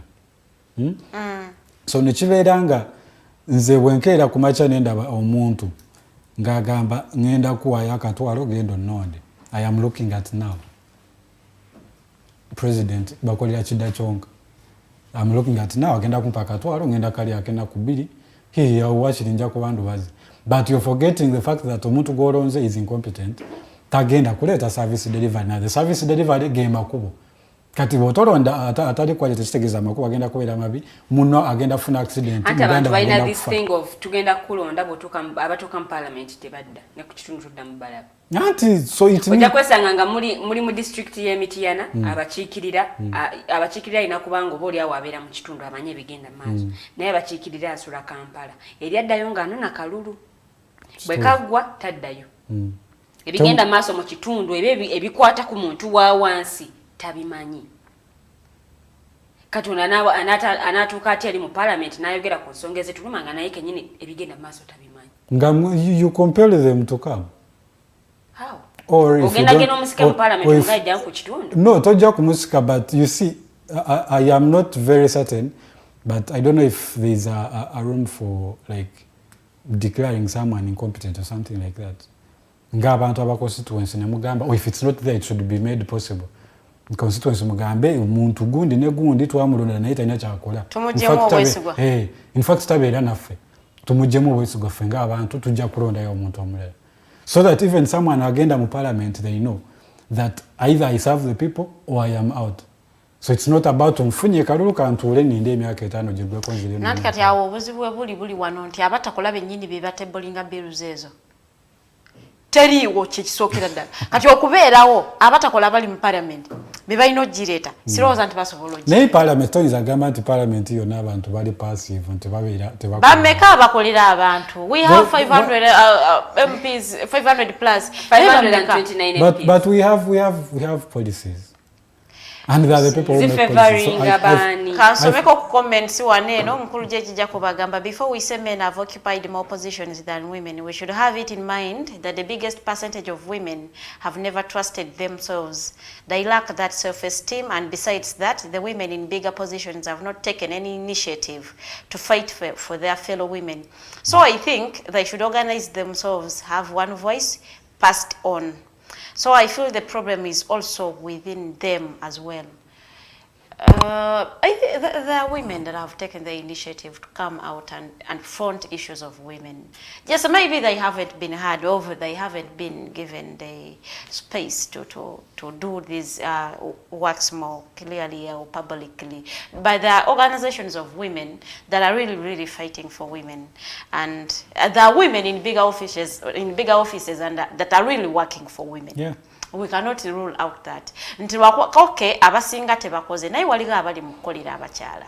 Nti waliwo abakyala bolabira ddala nga if it is an issue about a woman bajja kuyigirawo omubiri. Nti ajja kubeerawo enjogera yakakati bwegamba. Nabeerawo olinga ogenda kwesulirayo gwanagamba as if it is not about women. Yeah, so bayiwawo omubiri lwakawuga akajja nakyo. That is the problem. That none of the other gamba they are there fattening chicks. They will be in a boardroom meeting, and yes, they will talk about the issues of women, but it will stop there. So at the end of the day, the will is not there. Natural narrator gamba positions aren't given but fought for. Women in this era should stop that thinking that they should be just be given. I see most women in politics contest on affirmative positions and fear direct positions, making them vulnerable. Exactly.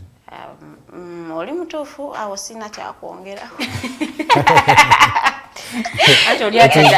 Direct seat, so why competitive? Very competitive. But to say is that tuleme ate kwerabira social barriers ezituliko nti when women go for this okujjako unless when they erase these women positions.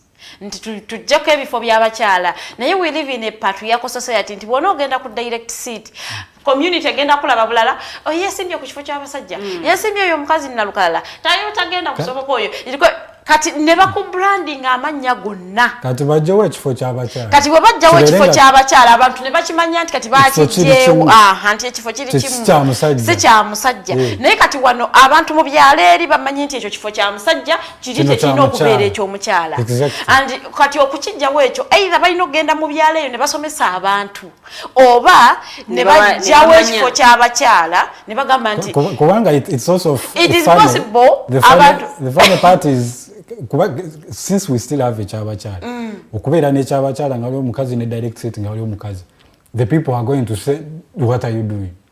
So ordinarily it becomes kino kyabasajja kino kyabakyala nti abakyala baveeyo ba contexting ku direct seat. It is a very good idea naye ejja kubeera nnungi nga kiri ekifo bakijjeewo naye nga kiri kikyaliwo abantu bamanyi omukyala alina kubeera wali omukyala Betty Namboza I think ali ku direct omwami alina kubeera wali I think yeah she is on the so na waliwo ne woman MP awo so bonna abakirimu ekifo kati bakyala naye bakoze for women. What have they done? What has she done for women? She leads women in kati then tutuenda bana bali mu kifo kya woman MP nabo bakoze iki then otugambira nti kiveewo omuntu abeere n'ekifo kimu nga amanyi mu community je nkulembera mulimu abakyala. I have to talk about issues of women mulimu abavubuka kati I think what mweno ango nti bwabanga omukyala tasobodde kuwangula omusajja n'awangula that direct seat nanti akitegeera nti mu bantu b'enkulembera mulimu abakyala mulimu abaana mulimu abavubuka mulimu n'abakadde anti abamu bagamba nti omwami ayinza okutategeera bulungi nsonga ziruma bakyala bano azitegeera ddi because here is a thing anti bwekibanga no Farida bwekiba nti tulina ekifo kimu omwami n'omukyala basobola okikompiti so omwami bwakiwangula Lilian kankubuuza omwami bwakiwangula issues zisamwe muzigambe yawangudde atayinza okutegeera bulungi omukyala munaffe bwazitegeera obanga agamba nti tufuneyo n'ekifo ky'abaana mu parliament kubanga abakulu tebategeera nsonga z'abaana minisita w'abakadde abaana tekayo tufuneyo abaana because bebategeera ensonga z'abaana ministry wali anti naye nanti ate kulemberwa omwana omwana abataneetuka kola decisions kitegeeza you are in position to understand the issues of children because you have those committees gy'ova abantu abarepresenting abaana so neno obeera setting eri emu ojja kumanya nti nkulembera n'abakyala gyenva kitegeeza tulina abakulembeze b'abavubuka naye ate bw'otunira ne parliament abasingayo kati parliament abamu bavubuka naye ate kikwewuunyisa nti ensonga z'abavubuka tebazifrontinga no that's a different issue that's different because it is only the bano tebakoze bukozi naye tekitegeeza nti tebamanyi ensonga z'abavubuka kati eri ku direct direct seat n'abakyala nabo tebakoze bukozi naye ng'ensonga z'abakyala bazimanyi. Naffe kye tuli okugamba nti kati mulekerawo okugamba nti kati abakyala wano waliwo ka position k'abakyala ate batugobye ku direct seat seat ebeeremu bw'oba mukyala n'ogiwangula well and good bw'aba musajja they should know that they represent particular people in community and they should front their issues equally. I would say position y'abakyala tugyetaaga but abakyala balina okumanya kiki beetaaga okuba nga bakola bwe baba nga bali mu bifo bineeno. So twetaaga position y'abakyala ate twetaaga na equality byombi tubyetaaga. Kati kamboze equality oba agenda so kati how are you going to achieve equality? Tufune n'ekifo ky'abasajja kuba twagala tubeere n'omusajja n'ekyabakyala ne direct seat. Kati abasajja direct seat bakifu. You know the reason why we were given positions of women nti zatuweebwa ne batatuwa positions z'abasajja nti they thought abasajja bali already empowered and we needed these positions to empower women. So if women feel they are empowered enough, why do we still need the positions? Because the positions are there just to empower. If we are empowered enough, why do we still need the positions? Naye nga tojja kwesanga mu parliament wali abakiise naye nga ate bavubuka. It's the same way twetaaga ebifo bino eby'abakyala. Kakati nze yakiika nze omuvubuka owa 34 oba 32 nga najja ku direct seating asajja ku nsonga z'abavubuka nti nze ogwange gujja kunyambako nti omuvubuka bwe fronting ensonga z'abavubuka I will vote in favor. So my being there is tekinkakatako nnyo nti nze olwokuba ndi muvubuka confronting ensonga z'abavubuka nze nyina constituency nene erimu abavubuka erimu abakadde erimu abakyala erimu abaana erimu ebintu ebirala beetaaga amazzi amayonjo beetaaga enguudo beetaaga amasomero beetaaga amalwaliro agali well stocked nga gajjanjaba nga mulimu eddagala mulimu abasawo so nti gwe omuvubuka okay yadde tulina representation ntono naye abo abatono betulina bakoze eki? Have you ever seen a representative ku prayer parliament nga ina kyagamba kale bannange ku butono bwaffe katugambe kale batono baba voting out because batono naye anti kati kino kiddayo ne ku bakyala bano abalina ebifo bino nti balina okumanya kye balina okukola nanti bwe bagamba nti tukiikirira abakyala balina okutandika okukola ebintu ebiyamba abakyala be bakiikirira because bino ebifo si byakutuuka eri ofune ekifo otuule then osirike kiggweeraawo balina okukolera abantu kiki ekyabalonza. We want a lot of things. We want equality and we want to be favored. You see, as you want to be favored, you are accepting to be a minority. So as you want equality, you are accepting to be empowered. As in you are independent, you can compete fairly with anyone. So as we are claiming we still need these positions, we should agree to be a minority group. Or if you don't agree to be a minority, if we do not agree to be a minority, tukirize positions basijjawo to compete ngenda fairly. Kituufu kye twagala naffe tetunnakitegeera. Kati womanyira nti we are not going to achieve equality. Because bwe biba nga tulina ebintu nga bisatu okiwulidde tuyinza otwalako ebibiri ekimu ne tukireka oba tuyinza ofunako ekimu ebibiri ne tubireka. So tuba tulina okwetaaga okumanya kye kituufu kyennyini kye twetaaga. Ate n'olw'ensonga nti bazino positions zijjukira tezirina competition yeri awo eri stiff. So nti zireka-lekamuko abakazi ne bwonna okujja mu parliament olw'okuba teyakompitinga n'abasajja alaba omusajja ayimuka ayogeza confidence yaye n'agamba wayi sijja bisobola ebintu bino kansirike after all akasaala kange kajja. But I think tulina okubaako omukyala ono deputy speaker wa parliament mu race I think yalimu omukyala yekka basigadde baali basajja deputy speaker wa parliament naye ate bw'aba ayogera wali wamaanyi nnyo alinga musajja. Okay, ebya deputy speaker okawuli akasembe bw'alinga musajja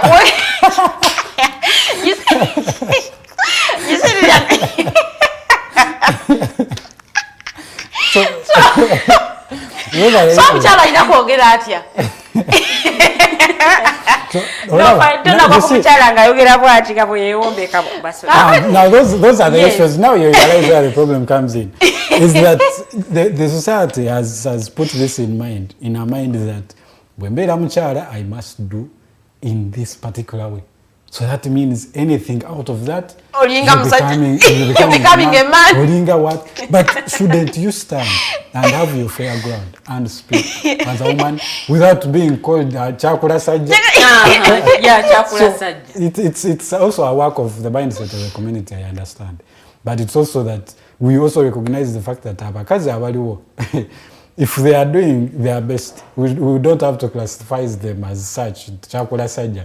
They are there in those positions to represent, and they are doing that. So we need to accept that. Until we do that, tulina n'ebitongole bingi nnyo ebivuddeyo okugaa nti birwanirira abakyala ku nsonga ez'enjawulo. Naye tetulaba ngeri omukyala asigala oba akyanyigirizibwa oba akyayisibwa mu mbeera oba oliawo gyawulira nti eno tensanyusa oba eringa ennyigiriza. You would even wonder nti ebitongole bino bakola ne budget tugenda kulwanirira abakyala, tugenda kukolera kino na kino abakyala, and then ogenda olaba nga tewali kikyuseewo. So n'ebitongole bino ebigamba nti birwanirira abakyala oba bivuddeyo kuyamba abakyala. Because bamanyi ne bebalwanirira tebamanyi tebaliiwo.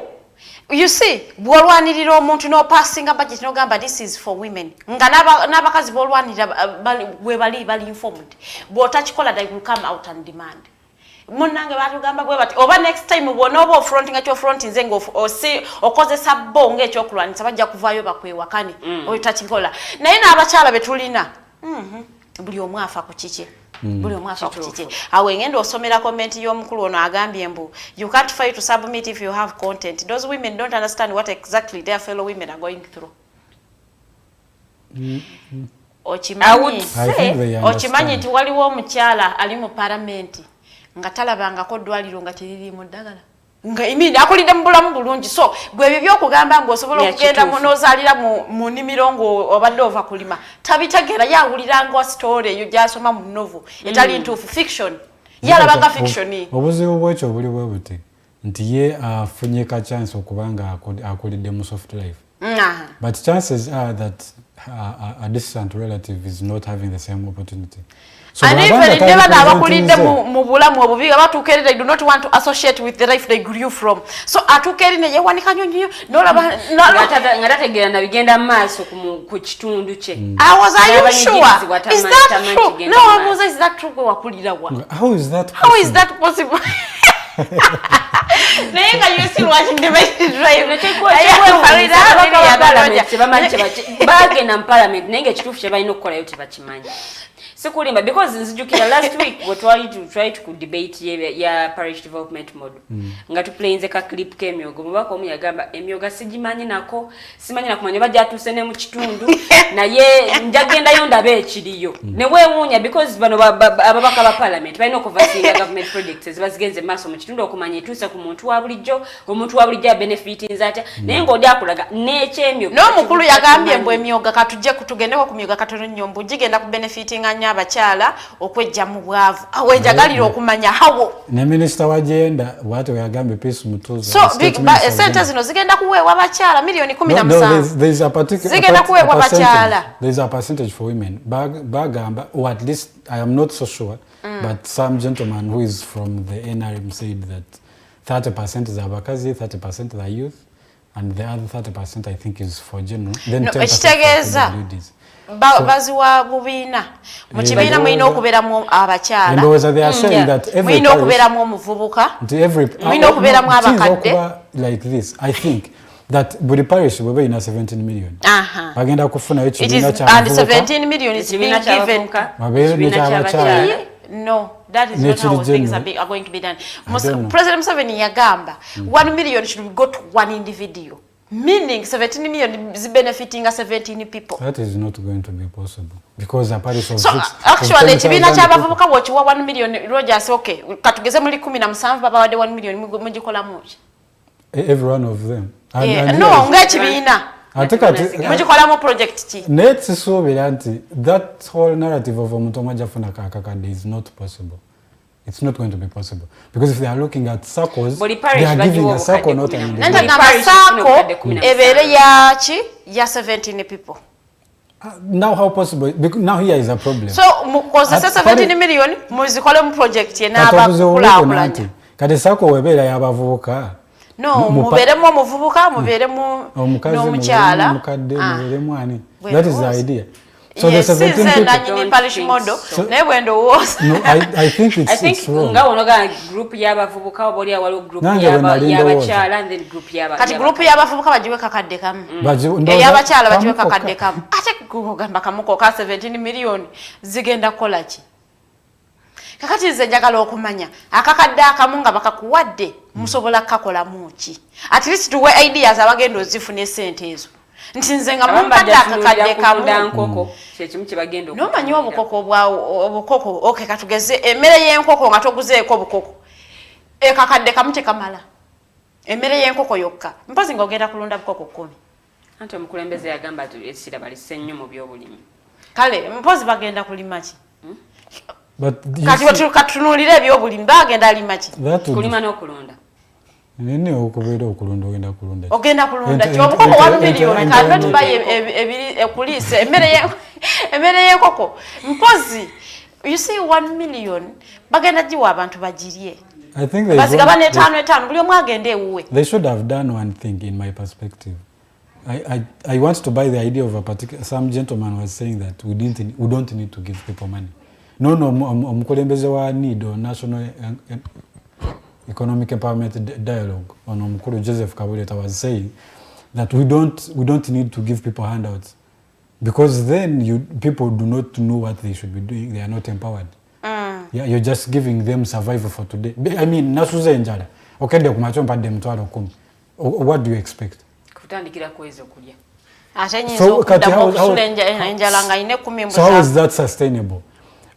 Genda ogambe bantu engeri essira gy'olitadde ku byobulimi na agriculture generally. The people in the countryside bagambe tell them the best practices of getting sustainable livelihoods. Yeah?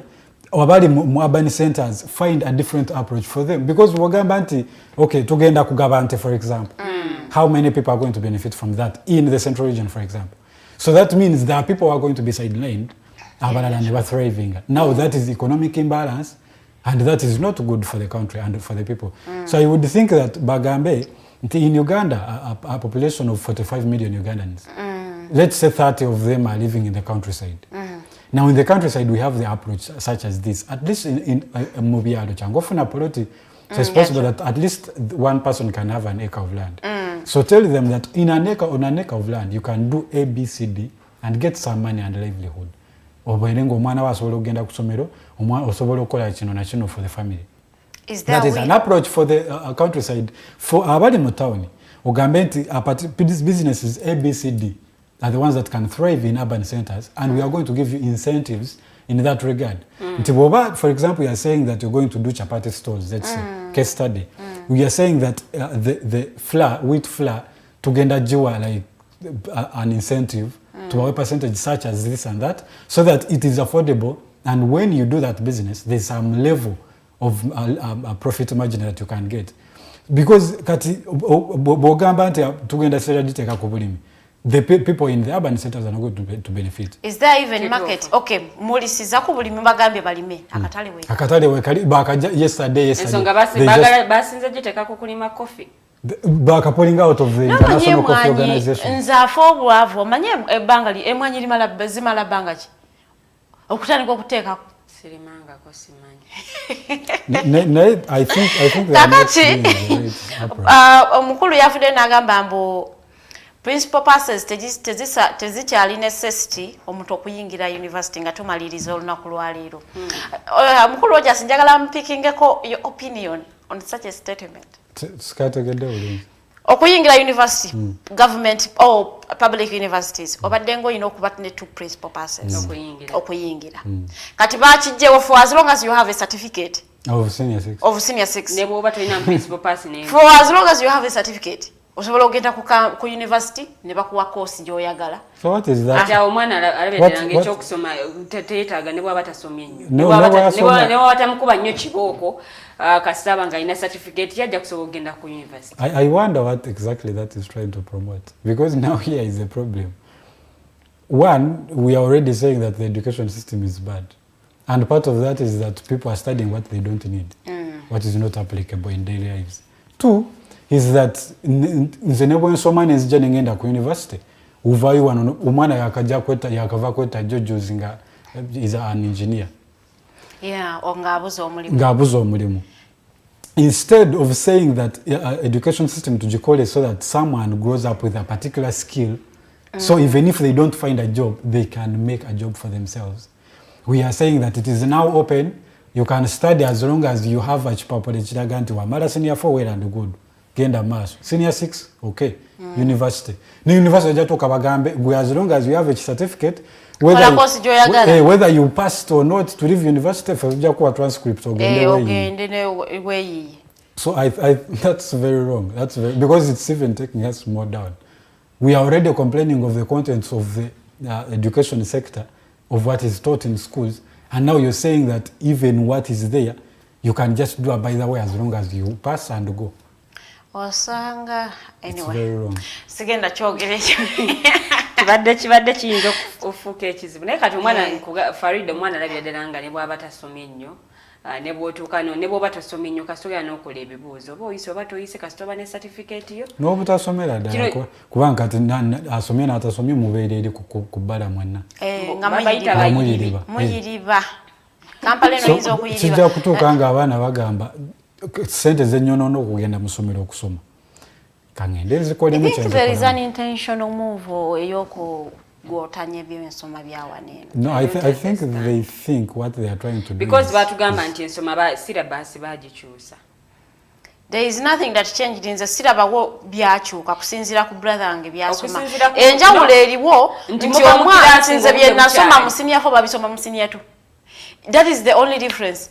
You find nti abana baba parking notes nze bye nasoma mu senior 4 omwana wa senior 2 abeera abyogera kanu nga yabikulwaminga nanti education system yafe yakulwaminga abyogera nga yabikulwaminga ngate nze nabisoma mu senior 4 nga natana kukola mbu bakola ebyemikono bwatuma omuntu wange bwe yaŋŋamba naye baba bikola lwalumu sikitegera bulungi mbu bakola ne research nga ba researchinga kuki kwenyinyini ku bintu byalina okusoma ku baba waawo smart discussion simanyani bibiri awo biyitirivu tojja bitegeera bulungi naye nga byebimu ate technically they are research it's more like revising bye basoma then I think obambu tebakola bye twakolanga end of term exams I think tebakola na bibuuzo oba bakola lumu bakola tests oba ne bakola that you promoted to another class. Ensomero sinnagitegera because okusinziira ku information muto wange giyampa ne bwe mbigattaganya ndaba nga tebiina makulu tebiina that issue okay but if you're not tebiina makulu bye balese tebiina makulu so what are we as the people of Uganda we as Ugandans doing is you see is it taking like which baleta tutwala butwazi we do not even opposing ate tulina kyetukoze tulina kasengejja kumanya kino kigenda kukola kitya tuyinawo obuvumu bugaana naye n'okugamba kati kambuze tugenda tandikirawo because here is anti watugambye abantu ffe government yes we are but here is kati tukozese government yaffe gye tulina kati fenga government tulina kola ki the people who are in charge of that basinziira ku okay kankirete mu ngeri eno we have a government eri now okay they come from the bantu bebamu kakubulire now the problem is that we have a Ministry of Education and Sports and they're the ones that are coming out with those changes abantu abalala ba MPs even if you're coming from a mineral sector don't you understand that this is going to affect your kid at home. So I think the role should be that. But do you think Bamanyati, this thing is going to affect their kids? They should because know. Abana bawe basomera mu international schools. Kati bw'amala omwana okusomera mu international school n'alagawo tagenda kuddawa. No nakoma wano nga tewali competition. Yes, Rogers started namufunira omulimu. No, the thing is omwana oyo asobola competing anone yayise mu use ne bamutwala mu senior 6 nafuna principal pass emu oba nafuna point yemu nagenda emakirine nakola saswa. Kati oyo omwana abage competition ebaba tewali omulimu guba weguli. Tabasobola kuwoli aina 1 point oba 3 ne baleko ne yasomede mu international school. That is how people are actually securing jobs for their kids. I think here is a problem. Because now time is going to come when we are saying that, look, osomye n'emirimu kuba kati emirimu ffe tugikolamu. They are not enough, I should say. But I think what we need to do is, even the people who are in positions, they need to understand, because family, tachina kubeera on my family, about me and my family. You have cousins, you have relatives. How are they affected by that? So the focus shouldn't be that. But me, I'm thinking, I'm going to secure my kids' future, and it's me about. Why are you even holding a public office if you're selfish? Because omuntu ajja kulabira ddala nga ne bwe mba sisomye ajja kusobola ogenda ne bwe mba sisomye nnyo kasamba n'empapula zange ajja kusobola ogenda ku campus. Ate kati obuzibu obuva n'emwekyo bubuno kubanga we are not going to get quality of anything. Yeah. So even if you say like agriculture nga bweri backbone, will never have that best agriculture practices. Kigenda kuba nti nze nina akataka kange kyenkolyako kyendyako leero. So how does the economy move away from that? Science and technology mukulembeze yagamba wali emirimu buli omu yeesabire Roger Sibula abatulabe olunaku lwaleero. Nze ng'omuntu I want to say that we all have a role to play in the growth of the communities. I think you would conclude by saying, by giving us, we as the government, No, but our powers vary. We are the government, but our powers vary. Because in us is where we get one person who is elevated who has more powers, but they are part of us. So in essence, we are all government. Okay. But in our own capacities, I would say that we need to front needs of all of us, not me alone. Because even the growth, even the economy you live in, it's not going to grow. It's not going to become that what you want to live in yourself. Even if you have that utopia in your head, it is not going to become that until you make the efforts yourself. So, and making the efforts is not that it's going to work for you alone. It has to be all encompassing. It has to benefit everyone. So that your neighbor abera bulungi nawe abera bulungi. Tibino bya kusula wano n'otekawo ekikomera togenda kwebaka kuba okimanyi omwana wa neighbor talina kyakulya. So I think until we do that, we are going to be just mediocre here and there, and nothing is going to change. And we don't want that for our community. Thank you. Njagala okubategeeza nti ku lunaku z'omwezi 3 omwezi ogwokusatu wali ku Imperial Royal Hotel tugenda kubanga ate tulaunchinga obutabo bubiri author ye Norman Tumuhimbise akasooka bakayita Liars and Accomplices ate akalala bakayita The Komanyoko Politics and Sowing the Mustard Seed. Tujja kuba ku Imperial Royal enaku z'omwezi zijja kuba 3 hall bagiyita Sunflower. To attend you need to have a copy of any of the two. Each copy is going for 50k. So sobola okunkubirako ku namba yange ya 0787047785 nofuna copy yo ne tugideliveringa oba nogenda mu book point Bugolobi nofuna copy yo oba mu Uganda bookshop osobola ogenda mu inbox ya Alternative Uganda ate they will attend to you through the inbox oba mu inbox yange oba any of the people bendi nabo wano be ya Rogers oba ya Lilian nobanga ate ofuna copy yo. We are inviting you all for the book launch. Abantu banene nnyo abagenda okubeerayo. We are having Pierre Olmomba from Kenya. Our guest speaker is Professor George Wilson Kanyehamba yomwogeza n'akamwenyumwenyu mwagala nnyo. We have Ambassador Betty Bigombe. She's our Ugandan ambassador to Malaysia. So abantu toyina bayitirivu. Council Aaron Kiza, he's the moderator of the day. We have a panel of 5 or 6 people. We have Norbert Mao. We have omukyala omwagalwa w'abangi wenikiza abantu bangi nnyo pano nene so njagala we have Bernard Mona from Ghana sisobola kumwerabira oyo so bona bemmenye bagenda kubeerayo ku Imperial Royal time agenda kuba sawa 8 so tubeereyo tukuma obudde banange secure your positions abantu twetaaga batono nnyo lwa nsonga ya covid yakyali mu ggwanga so confirming attendance yo by securing a copy of your own tubalinze temwerabira olunaku lujja kuba lwakusatu it will be the 30th of March nkoze ne Lilian Luwedde ajja kubanga atugalira show eno y'olunaku lwaleero. Tuyanziza nnyo tuyanzege mwenna ababadde kukuva gye twatandikidde paka wano tugenda okubanga tuwunzikira mwebale nnyo mwebalire ddala nze Omumbejja Luwedde Lilian era nga njagala kwebaza omukyala Farida Lukobere bwe tukoze show olunaku olwaleero wamu ne ttiimu gye tukoze nayo okuli mwami JJ Jacob ali ku camera ate nga mu control room waliyo omukyala Teddy Tenjo awamu n'omwami Kato tumusiime okuno kugatta omwami Mokose Arnold Anthony okulaba nga sheeno ebeera ate mu kyemulabye kumpewo tugenda kuba ate tuwunzikira wano tusisinkana olunaku olw'enkya era ku program yemu ssaawa ze zimu station yemu mubeere bulungi mwiraba.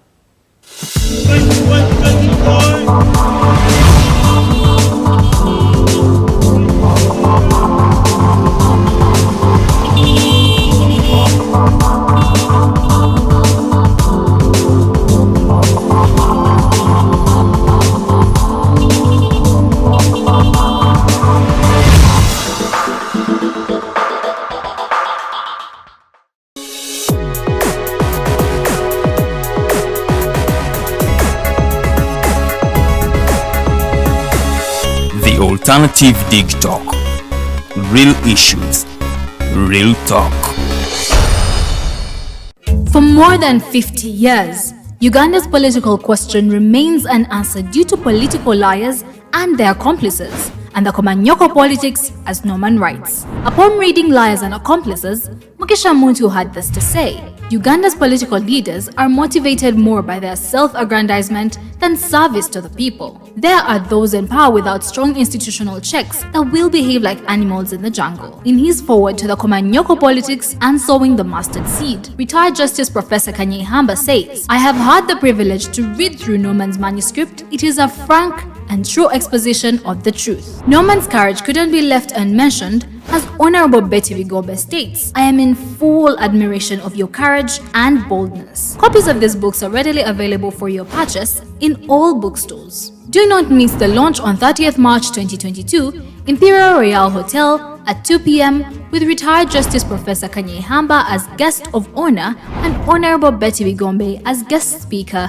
among others. For further information, please contact the numbers below.